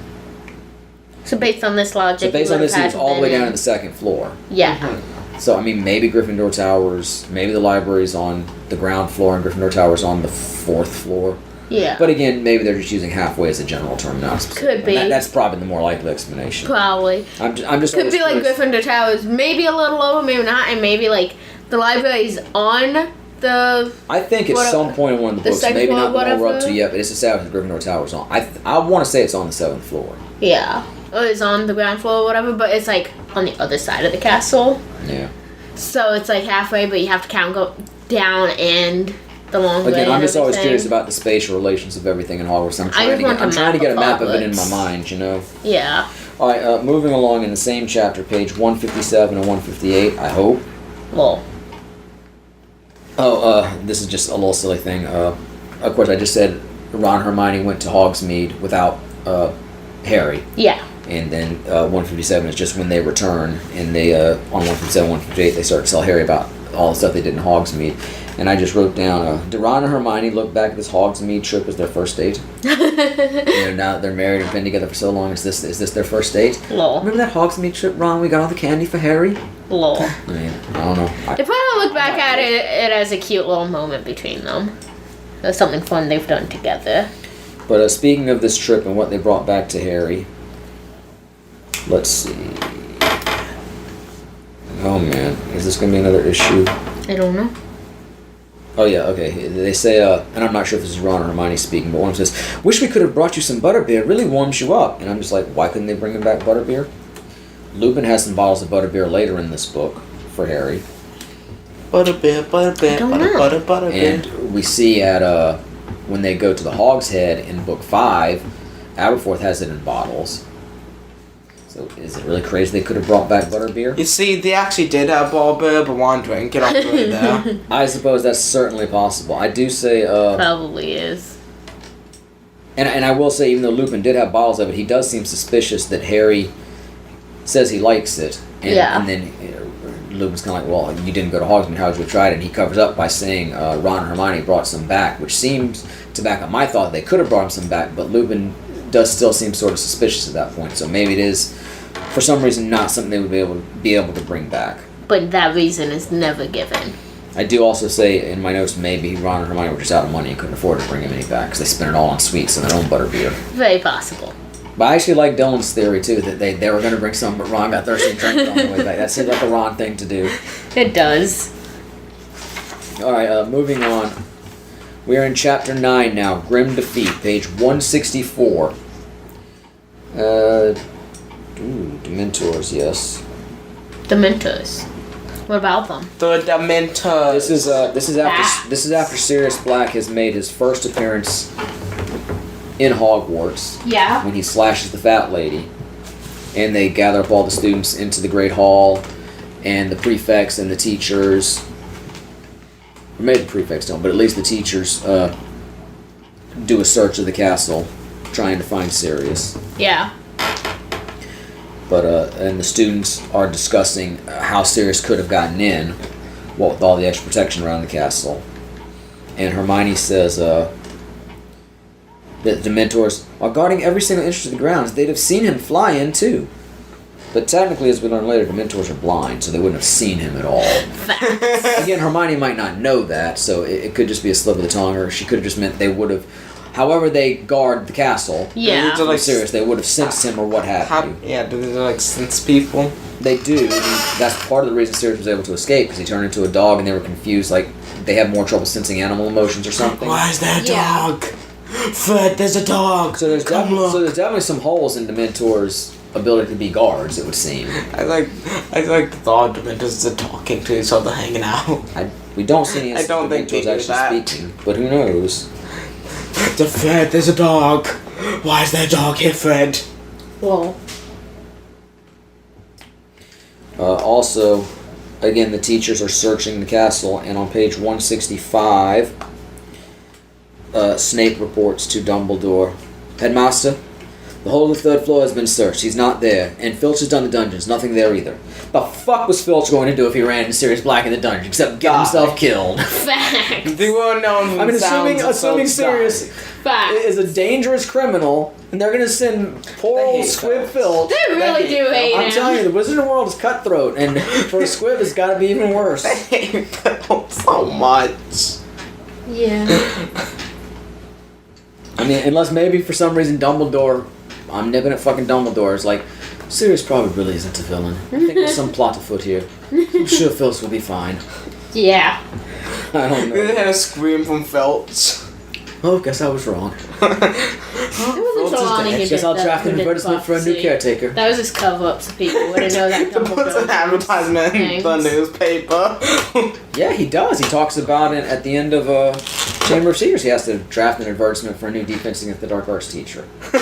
That's so funny to me. Well, I mean, how Yeah, are they he going to get the teaches word some. out? I mean, yeah, it's so funny. Let's see. Page 166, still in the case of Sirius and the ways he could have gotten into the castle. Apparently, Dig a tunnel. Bam, win. Hannah Abbott from Hufflepuff spent much of their next herbology class telling anyone who'd listen that black could turn into a flowering shrub. This is at the bottom of page 166. And I'm not sure how being a bush would help him enter the castle since bushes don't move. He just like walk through and his dog's like solid snakes. It's like, Everybody's on the lookout for Sirius Black, and there's a bush just walking through the front gate, like, oh, it's just a bush, nothing to worry about there. It's the magical world. it's up in This one of probably those. happens It's up in every one of those day. things where they walk a few inches while they're looking right, they look back, he just stops. Yeah. And then eventually most of the bushes inside the It's castle. not the stairs to the Was this classroom. bush always It's here? the bushes. Was this bush always on these stairs? Is this bush always inside of the castle? I What? guess walking bushes are just normal in the Wizarding World, and it's just not something we hear much about. I swear this bush is following me. Must be my imagination. Alright, moving along, still in Chapter 9, page 168. We've moved away from Sirius now to the first Quidditch match of the season. Originally, it was supposed to be Gryffindor versus Slytherin, but Malfoy, still playing up the injury he got in the first Carry match for Preacher's class, is able to get Slytherin's match with Gryffindor rescheduled, and now Hufflepuff's going to play Gryffindor instead. And so I'm wondering, how is Malfoy and the Slytherins, how are they able to get the match rescheduled when Gryffindor couldn't reschedule in the first year when Harry was hurt, after he went through the trap door? And Harry's in the hospital for 3 days, and they had to play without Harry, and they lost. They didn't win the cup that year. Or in the 6th year, when Katie's hurt after she's cursed by the necklace, Harry has to find a replacement for her. So they weren't able to reschedule in those cases, but suddenly the Slytherins can do it. Well, you see, that's because Malfoy's dad has connections. Yeah, but by year 3, I don't think he does much, because he's been sacked as a school governor. That's because Malfoy has connections. I mean, I guess they could argue, look, in the other cases, well, I know they were able to find a replacement for Katie. It's never really clear about Harry having a replacement or not in the first year, because he even says if he doesn't play in the second game, there's no reserve seeker. They'd have to forfeit. The seeker could after that So I first game. assume they got, well, no, he's the seeker. I said his replacement. They don't really keep replacements on. They just go to. You see other years they just go to students and be like, okay, you're the backup, or they hold a new trial. Yeah. You're coming. They should get some backups. Yeah, they're supposed to have And I mean, then again, backups that was Harry's first year, so maybe he just didn't know how it worked exactly. Yeah. But I suppose the argument here is that in those other cases they were able to find a replacement, and the Slytherins can say, well, we try and try and try, we just don't have a seeker, and it's last minute, so we got to reschedule. I mean, that's the best thought I have. I could see that happening, at least based on what we've seen so far. Anyway, moving on now. Pages 170 through 173, still in Chapter 9, so a lot of questions in Chapter 9. Yes. Again, since this covers so many pages, I'm going to read my note, and then we can look for the prescient details within the book. Why would Dumbledore even allow Snape to take the class? Oh, this is when Snape takes Dada for Lupin for a couple days because Lupin's dealing with the full moon issues. Which again, I don't know why he couldn't just go down to the dungeons and stay away from... I mean, I guess he's still going to teach the class in that case, but we know he's taking the Wolfsbane potion and he still becomes a wolf. He just keeps his the class mind. being taught in the dungeons today for no particular reason. But so, in this case, Snape takes over for Lupin temporarily, even though, Dumbledore apparently never wanted Snape to take the Dada job because he was afraid it would cause a relapse. At least that's what Snape tells Bellatrix in Book 6. Yeah. Even though he does take over the defense against the Dark Arts job that year. But I do also know, couldn't Dumbledore just do it himself for a day or two? Couldn't he sub? It doesn't seem like he's that busy. His head is too True, he could have. That would have been interesting. Did Dumbledore actually do much in these early books? I say here, doing stuff in the background. It is interesting too. In the 7th book, Dumbledore's like, "I'd like to think I was a good teacher," and he was like, "You were the best." I was like, "You didn't really teach anything, though." Fact. Yeah, he lets other people actually do the stuff. He's a kind of in the background. Not during these days. He wasn't. I'm sure Harry feels like he learned much from Dumbledore, and I'm sure Dumbledore had a big influence on everybody. I'm just saying, you just don't really see it at all. Regardless. I go on to say it seems foolish since Snape is trying to expose something Dumbledore is trying to keep secret. In this case, that Lupin's a werewolf. The staff knows about it, but they don't want the students or the parents to know about it. And here Snape is giving them assignments on werewolves, hoping that someone will figure out why Lupin's a werewolf. Yeah. And that just seems like a betrayal of Dumbledore, but even having said that, if he's going to do it, it seems foolish that Dumbledore would give him the chance to do it. Facts. That's a dick move. Facts. But it's also hilarious. Dumbledore seems to pretty much funny. know what's going on. It seems like, knowing the animosity between Snape and Lupin, maybe he would think he would do it, but maybe he wouldn't think he would betray him. But he kind of does betray him, which again leads you to wonder why he ever trusted Snape in the first place. Now, I know he turned out to be good and he helped out and he was a big deal and yada yada yada. I'm just saying it. He's still a dick, though. Yeah. Massive dick. Definitely. Does he have a... Never mind. Page 180, still in Chapter 9. So again, this is really like the key chapter here. Page 180. What do I have here? Oh yeah, okay, this is, again, that first Quidditch match. The Dementors come swarming onto the field. Harry passes out because he's being affected by the Dementors. He falls almost 50 feet. Dumbledore manages to slow him down before he dies, but while he's falling off his broom, because he's affected by these Dementors that have swarmed onto the field, Cedric Diggory gets the snitch, and Hufflepuff wins the match. And George says, "Diggory got the snitch just after you fell. He didn't realize what had happened. When he looked back and saw you on the ground, he tried to call it off. Wanted a rematch, but they won fair and square. Even Wood admits it." Is that really fair and square? When Yeah, Dementors came and nearly killed one of your players? Anything goes in Quidditch. I'm just thinking. Yeah. To be honest, everyone the Harry dumpers them fell. This does make me wonder, though, if that's considered fair and square in their legitimate sport, Quidditch. Is pro wrestling big in the Wizarding world? Yeah, that's the kind of thing you'd see in a wrestling match and be like, oh, it was fair and square. Oh, it could be. Question, can I bring a baseball bat and just break the other team's kneecaps? I mean, if you're swinging at a bludger, you probably can get away with it. I was trying to hit the bludger! I was sorry for not Even though it was down there, I couldn't tell. Sun was in my eyes. Oh. Sorry, that gets on there on my eye. I just scream wildly. Hope I hear blood. But we'll give that. We can give Cedric that win though. He loses pretty big next book. All right. Well, one more thing on this Quidditch match. Of course, when Harry falls off his broom, his Nimbus gets blown away, and it winds up in the Whomping Willow, and the Whomping Willow tears it up to the Destroys it. point that it can't be repaired, leading to Harry eventually getting his firebolt. This is, I have specific reference on page 182 and 183. That's when Harry finds out that his broom had been destroyed. And on page 183, Harry insists on keeping it around, even though he knew he was being stupid, knew that the Nimbus was beyond repair.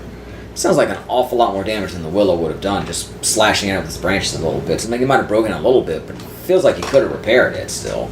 I don't know. You can repel it? I mean, is it really beyond magical repair after a tree smacks it a couple times? It's not like the tree has, like, prehensile fingers and stuff that it can sit there and really snap every little individual piece. It's just going to whack it around a bit. Yeah. Maybe snap the handle, maybe pull out a couple twigs, but I feel like... unless it's splintered into like a million pieces. Well, that's what I'm saying. I feel like, How did the tree wouldn't have done that much damage. And maybe if the boom was aligned then the wrong middle, And B, whatever damage the tree would have done, I suppose that's a fair point, but I still feel like whatever damage the tree would have done would have been not beyond magical repair. But that's not a bad point. But just saying, the broom is made out of wood, the Whomping Willow is wood. Yeah. Wood on Why wood. would you do this, Whomping Willow? You're hurting your Oh brothers. my god. Anyway, it's jealous because it's not a wand grade wood tree. Yeah. Alright, anyway, moving along to page 195, now in chapter 10, the Marauders map. Titans are, okay, I'm sorry. But the things are as short, okay. Oh, okay, this is when Harry gets the Marauders map from Fred and George. Yeah. And Fred and George use the map to point him toward the statue of the One-Eyed Witch, inside which is concealed the entrance to a passageway to Honeydukes and Hogsmeade, and that's how Harry's able to go to Hogsmeade without a permission slip. He opens up the witch's hump, and he sees an opening wide enough to admit a fairly thin person. But Fred and George have been described in the books as shorter and stockier than Ron and some of the other brothers. So I wonder if they would have been thin enough to get through something that could only admit a fairly thin person. I mean, again, it's comparison sake. Maybe Ron's really thin and they're just not quite as thin. But if they're short and stocky, would they fit through an opening wide enough only for a fairly thin person? And again, what is fairly thin exactly? They call friends was fat. Well, they're described as shorter and stockier, so I'm just saying maybe they wouldn't fit the description of fairly thin, but maybe they would too. I know in the movies they're tall. I was gonna and say thin, in but the that's movies. not how they're described. They're described as it's like Ron and Bill are like taller and thinner, and Charlie and the twins are shorter and stockier. I guess Percy's Yeah, they can't see him not Percy's from the not really movies. described I know. physically, but I know the people who played Fred and George. They've been doing ads for that Harry Potter game. okay. Well, if you guys are going to be obsessed mobile with, one. if you guys are going to be obsessed with the movie, Yeah. it's time that we move on. This time we're going to make a big jump to page 246, all the way into chapter 12, the Patronus. Patronus. Oh yeah, this is after one of Harry's Patronus practices, where Lupin's teaching him how to cast a Patronus so he can maintain his position just in case the Dementors were to come to another Quidditch match. And speaking of that, this is also when Lupin has brought the butterbeer out for Harry. He says, Lupin brings out the butterbeer, just referencing what I did earlier, and Harry says, "Butterbeer, yeah, I like that stuff." Lupin raised an eyebrow. "Oh, Ron and Hermione brought me some back from Hogsmeade," Harry lied quickly. "I see," said Lupin, though he still looked slightly suspicious. Anyway, well, let's drink to a Gryffindor victory against Ravenclaw. Not that I'm supposed to take sides as the teacher. Why not? True. Snape and McGonagall both clearly take sides. Very much. Maybe it's just because they're heads of house. I was gonna say maybe it's that But whole Lupin heads was a of house Gryffindor, thing. so why couldn't he still cheer for his old house? Hagrid seems to take sides. He cheers for Gryffindor. Facts. It's Everybody like knows they're not that. supposed to. Everybody knows Dumbledore. I don't even know what probably Hagrid's takes house sides. is. Do we even know? Because it's never mentioned in the books. He's probably I just assumed Hufflepuff he was a or Gryffindor. Gryffindor. I Hufflepuff will or look this Gryffindor. Because he's up. definitely Just a brave. To be honest, Hufflepuff or Gryffindor and 100%. Either one fits the bill, I'd say. But again, I don't see why Lupin couldn't take sides unless it's fine for Snape and McGonagall to take sides simply because they're heads of house. Or, once again, the Wizarding World is cutthroat. Facts. And they're not going to be super consistent. Like you shouldn't take sides, but if you take sides, fuck it. That's the way it goes. Alright, 246 and 47. Oh yeah, where did Dementors get their cloaks? Who knows? Yeah, These are 246 and just 47, they're just talking more about Dementors. And that they have cloaks. follow-up question. So, I mean, Come on. do they like shop at 12 Fit and Tattings or Madame Malkin's? Yep. Follow-up Glad question. Rags? Yep. Do Dementors have genitals? Follow-up answer, I don't know. It's not mentioned in the books. I mean, they do breed, because we know the mist that everybody's experiencing in Book 6 is coming from them breeding, but it doesn't explain how they do it. He has just Dementor come all over the fucking place. I missed out there. Dementor come. I didn't want to say it. Nah, I don't mind. Okay, let's do another jump on that note. Page 256, chapter 13, Gryffindor versus Ravenclaw.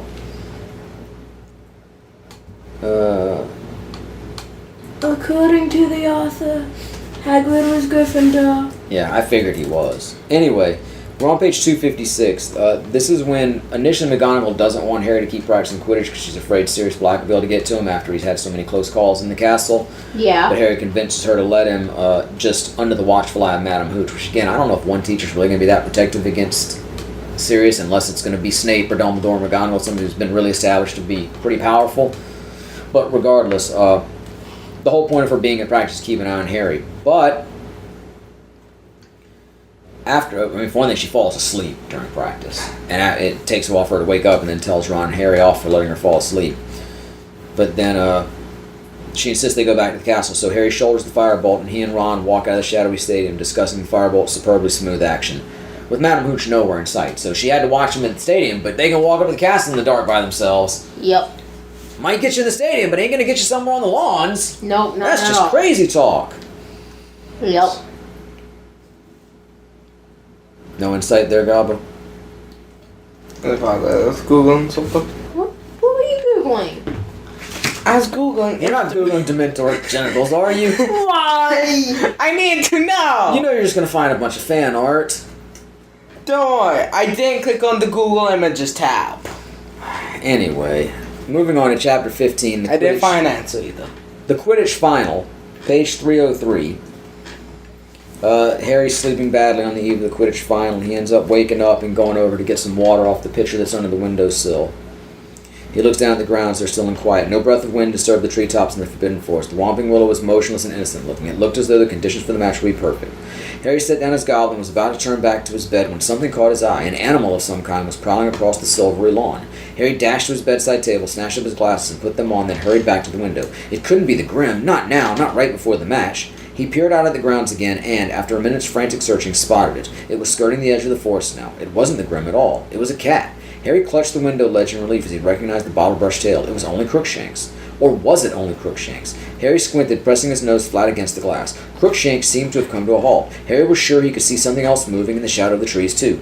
And just then it emerged, a gigantic, shaggy black dog, etc., etc. They're going to disappear after a minute by the time he tries to get Ron to come look at him. But my whole point is, Harry can really see all of these little orchestrations all the way down at the bottom of the tower. I mean, he's up 7+ floors, maybe even more, because the tower goes up to the dormitories. And somebody who requires glasses, that's shocking. But even that, he could see the movement and stuff without his glasses. Yeah. My question It's is, at night. There shouldn't be any kind of light out there except maybe what comes from the moon. Maybe there are a couple torches on the outside of the castle, but there's not like a bunch of street lights or anything. I don't imagine that he should be able to see this. my question is, why was Sirius hanging out with Crookshanks? Crookshanks, he says that Crookshanks is the smartest of his kind. He recognized that Sirius isn't a dog, but he's able to make friends with him, and he also recognized that Pettigrew isn't really a rat. And so they form a friendship, and you didn't know about that? You don't remember all that? I guess it's not really detailed in the movie, No. and that's probably what's more No, I want to see the adventures of I do Sirius and remember Crookshanks. Sirius and Crookshanks. Yeah, Crookshanks is the one that he steals the passwords that Neville's written down. Crookshanks. He tries to get Pettigrew and take him to Sirius, but fails. Crookshanks is Hermione. He's helping Sirius get in and out of the tree because he'll push the knot on the tree for him. Yeah. Because you got to be fairly small or have something long to get to it. Yeah. But I call BS on Harry being able to see any of that from the top of the tower in the middle of the night. Especially with Sirius being a dark dog in the dark of the night. And again, as somebody who requires Practically glasses, invisible. I guess it doesn't say specifically what time of day it is. It says he slept badly. He woke up from a dream. It was a few seconds before he remembered the match hadn't taken place. He was safe in bed, and they wouldn't be allowed to play on dragons. He was feeling thirsty. I mean, I guess it could be daytime, like early morning daytime, but even then, I wonder how much of it he could see from way up at the tower. Again, as you say, for someone who needs glasses too, I bet it would be even more difficult. Yeah. So maybe I'm just wrong about the time of day. But okay, let's move on. Then page 307, still in chapter 15, the Quidditch final. Okay. Y'all see what I'm laughing about in a minute. We're in the Quidditch final now. This increasingly dirty match between Gryffindors and Slytherins. And on the bottom of page 306, it says, Angelina was nearly thrown from her broom as Marcus Flint went smashing into her. Sorry, said Flint as the crowd below booed. Sorry, didn't see her. On the top of page 307. A moment later, Fred Weasley chucked his beater's club at the back of Flint's head. Flint's nose smashed into the handle of his broom and began to bleed. And I have written down, and then Fred was arrested for attempted murder. He just threw a heavy bat at the back of another player's head. He clearly wasn't trying to hit a bludger or anything else, and they're just, it's fine, just keep going. I guess you can smack people. Yeah. I guess that is allowed. The Wizarding World is cutthroat, man. Wow. These people are violent. More mats. Don't cast that This is what snitch. I happens planted when you have magic explosives to on fix all your problems. brooms. They know that if anything starts going wrong, they have magic and all this stuff for healing and etc. I guess. If you cast that snitch, I will blow you up. I have planted an explosive on your broom. Don't cast that snitch. Yeah, alright, anyway, let's move on here. Page 315, we're in chapter 16 now, Professor Trelawney's prediction. And Hermione has drawn up a schedule for herself. Monday, 9 o'clock arithmancy, 9 o'clock transfiguration. Lunch, 1 o'clock charms, 1 o'clock ancient ruins. Of course, Hermione's able to do this because she has the time turner. Yes. That's fine. But charms and transfiguration are both required, while arithmancy and ancient runes are electives. But still, why would they be scheduled against each other like that? That I don't know. So I mean, let's see, I have a note about 244 as far as schedules. And then on page 317, it says something about third years in transfiguration. So I guess the third year's transfiguration exam. Mm-hmm. Yeah, the third years emerge from transfiguration at lunchtime on Monday. So it sounds like you do whatever class you're taking with your whole class. Uh-huh.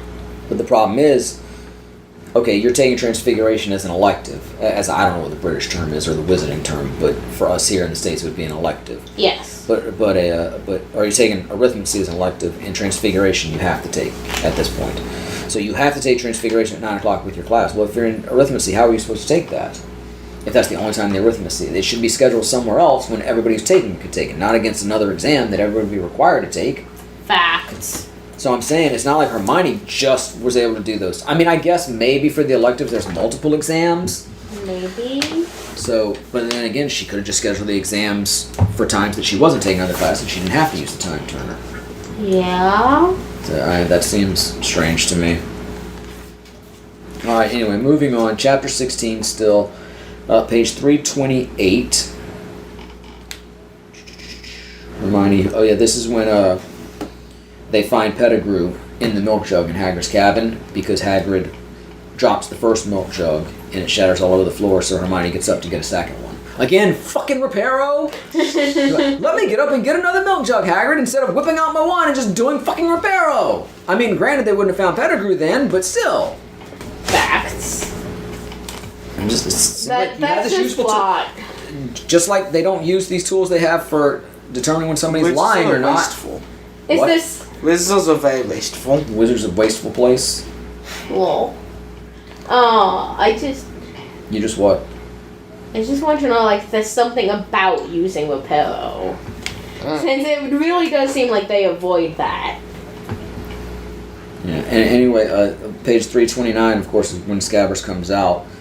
Why did Scabbers go to Hagrid's at this point? Why not just run for it if he knows Sirius is in the area? I mean, if he just escaped as a rat, and Sirius knew he disappeared, but he wouldn't have known. Obviously, he and Crookshanks can't track him, or they would have found him in Hagrid's place. He could have just gone wherever at this point. Why still hang around? Maybe he's just there because he can get stuff. But he doesn't have a problem living as a rat later on when he makes a run for it, so I don't know. You may be right, though. That does sort of seem to be Pettigrew's way, to sort of live off somebody else. Yeah. Okay, at chapter 17 now, page 335. This is Cat, Rat, and Dog. One of my Rat, favorite and Dog. chapters. Not my very favorite, but I really like these three chapters in a row. Cat, Rat, and Dog, Mooney, Wormtail, Pat, Foot, and Prongs, and the Servant of Lord Voldemort. There's a lot of meat in here, and a lot of stuff that gets left out of the movie, too, unfortunately. To its detriment, I would say. Regardless, this is when, of course, Sirius comes to collect Pettigrew, who's in Ron's hands, so he drags Ron and Pettigrew off and into the Whomping Willow's hole, and Hermione and Harry try to give chase, but they get knocked away by the branches of the tree. Ouch. And then eventually Crookshanks will push the knot for them so they can get through. But he hadn't pushed the knot yet. The tree's already moving. How was Harry knocked back if Sirius was able to get through? Did Crookshanks push the thing, Sirius slipped through, and then just as Harry was getting up there, the tree restarted again? Does it start back up that quickly, or...? Maybe? Who knows? I mean, that's what I'd assume based on that. Because at this point, I mean, I guess it does take a minute, but the willow and branches were creaking as though in a high wind, whipping backward and forward to stop them going nearer. Is that... Oh, no, hold on, let me go back further. Page 334. Ron was on his feet. As the dog sprang back toward them, he pushed Harry aside. The dog's jaws fastened instead around Ron's outstretched arm. Harry lunged forward. He seized the handful of the brute's hair, but it was dragging Ron away as easily as though he were a rag doll. Then out of nowhere, something hit Harry so hard across the face he was knocked off his feet again. He heard Hermione shriek with pain and fall too. That's when the willow was attacking them. And there at the base of the trunk was the dog, dragging Ron backward into a large gap in the root. So it seems like the tree's going the whole time. So normally Sirius needs Pettigrew, or in this case Crookshanks, to hit the knot for him to get through. So why did he get through this time? I don't know. Plot convenience. Things that make you go, E. Alright, moving on now to the aforementioned chapter 18, Mooney, Wormtail, Padfoot, and Prongs. The very last page of it, in fact, page 357. This is when Lupin and Sirius recount the tale of how James ended up saving Snape's life, something that's referenced in the first book. Because, of course, Mooney had been being smuggled out through the Whomping Willow passage to the Shrieking Shack to spend his days as a werewolf and then come back to school when he's safe again. Yeah. And apparently Snape had been sneaking around trying to figure out where he went to every month, and Sirius thought it would be funny to tell him if he goes through the path of the Whomping Willow that he would find the answer he's looking for at the end of it, and James finds out and goes and pulls Snape back, but Snape glimpses that Lupin's a werewolf, and from that day on he knew Lupin was a werewolf, etc. at all. Yeah.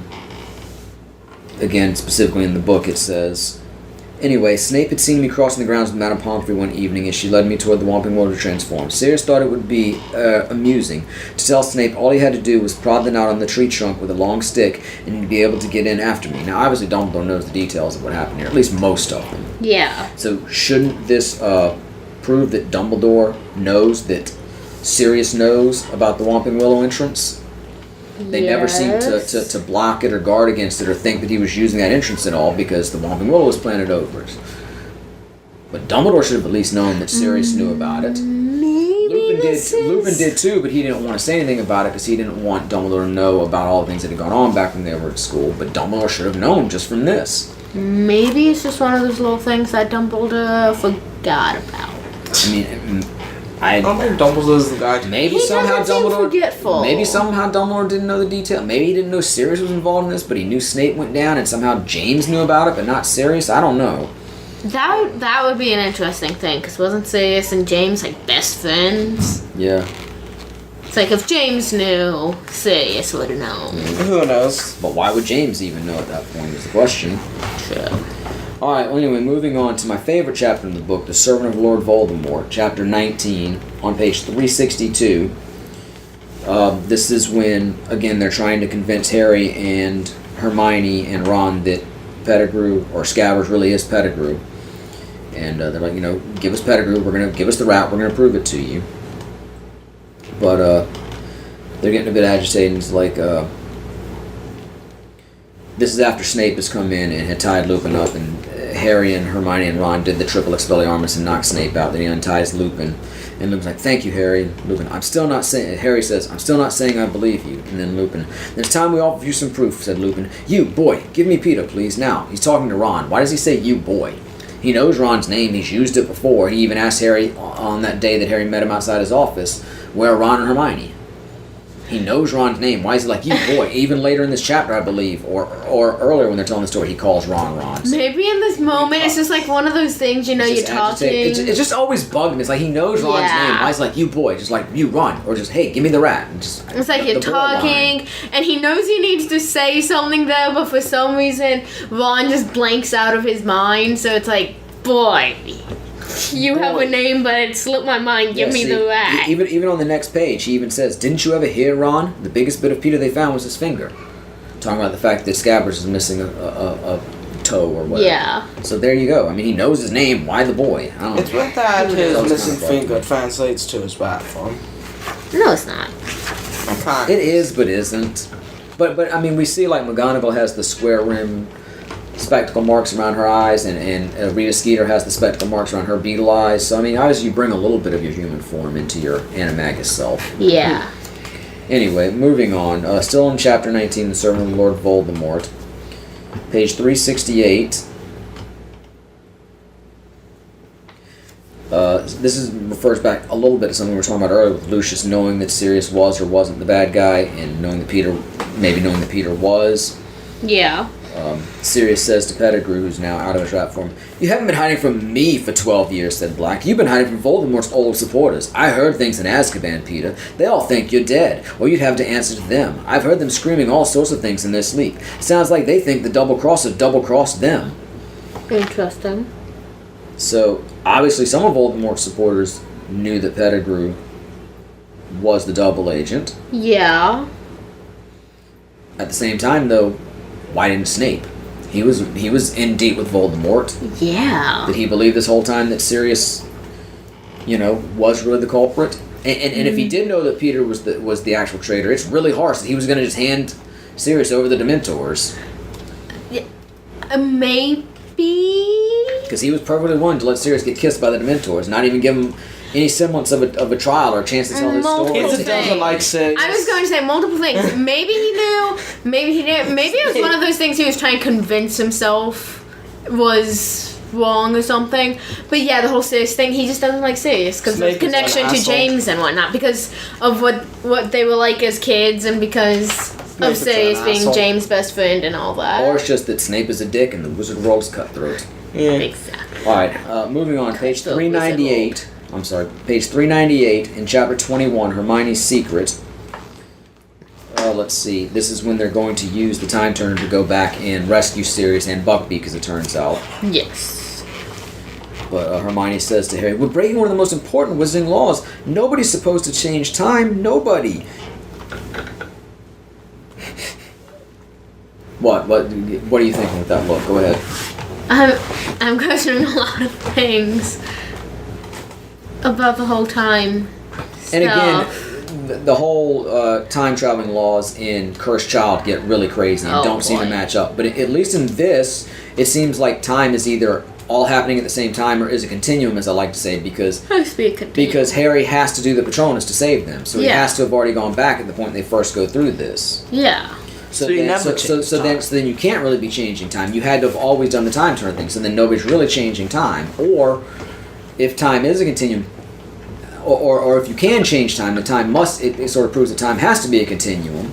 Yeah. Because otherwise you're creating a different branch timeline, so you're not really changing Opening time. the multiverse. You're making the multiverse, so then you're, again... It wasn't Loki, it was Hermione. So I'm just saying, nobody's really changing time in this. You're just doing what always happened, was always going to happen, or so it seems. And again, of course, Cursed Child gets into sort of those multiple timelines and just blows everything up, but at least to this point, and through the novels themselves, this seems to be the case. So again, nobody really is changing time. Yeah. Time travel is a confusing thing. Alright, moving on now to chapter 22, the aforementioned Outpost again, the closing chapter. We're on page 424. Harry's in the Dada office with Lupin as Lupin's packing up, getting ready to leave. And Lupin says to Harry, "From what the headmaster told me this morning, you saved a lot of lives last night, Harry. If I'm proud of anything I've done this year, it's how much you've learned. Tell me about your Patronus." "How do you know about that?" said Harry, distracted. "He just told you the headmaster told him what happened last night." True. How does he not? I mean, what are you talking about? Unless he thinks that that Dumbledore literally just said, "Hey, saved a lot of lives last night," and just left it at that. This is why Hermione's the small one. Facts. And I mean, according to my notes, judging from the conversation that Harry and Dumbledore have on page 427 and 428, Harry had already told Dumbledore at least some of the details about the Patronus. Yeah. Because,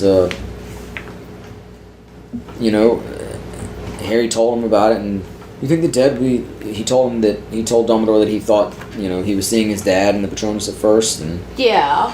then Dumbledore said, you think the dead we ever loved truly leave us? You think that we don't recall them more clearly than ever in times of great trouble? Your father's alive in you, Harry, and shows himself most particularly when you have need of him. How else could you have produced that particular Patronus? Yeah. So I'm assuming he knew about it all. Harry told him about it. We didn't hear, that's not in the conversation we see in these pages. So it's pretty obvious Harry told Dumbledore about it, and I guess Dumbledore told Lupin about it. He just said, the headmaster told me. Gossiping about No, he just Patronus. literally said, the headmaster told me you saved a lot of lives last night, Harry. And he was like, how'd you know about the Patronus? Motherfucker, I just told you. He told me. Were you not listening? Do I need to Expelliarmus the gunk out of your ears? Lol. Anyway. Okay.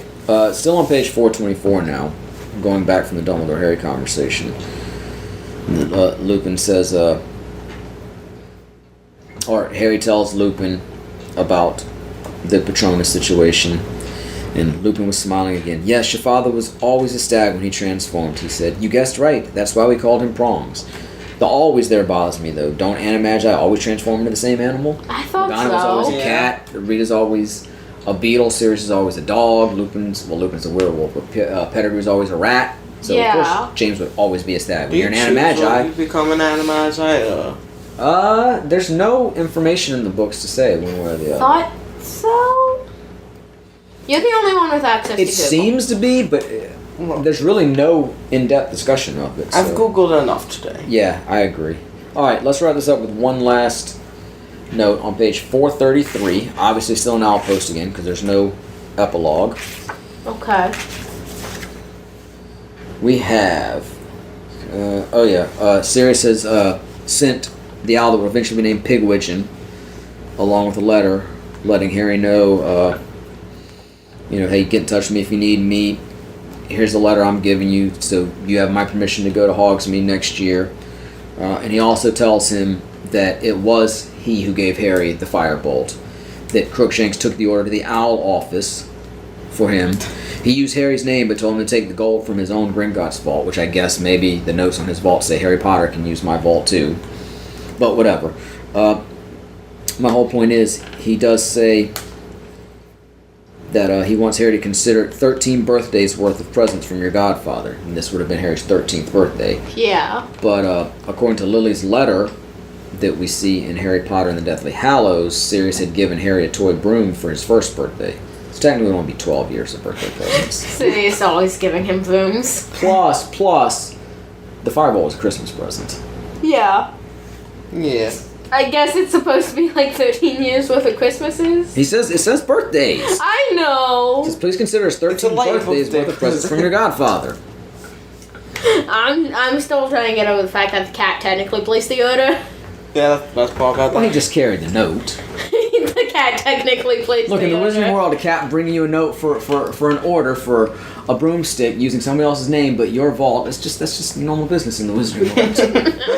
What happens in the Wizarding World? Stays in the Wizarding World. Back. Wait, one more thing I need to mention. The conclusion of the Dementor arc.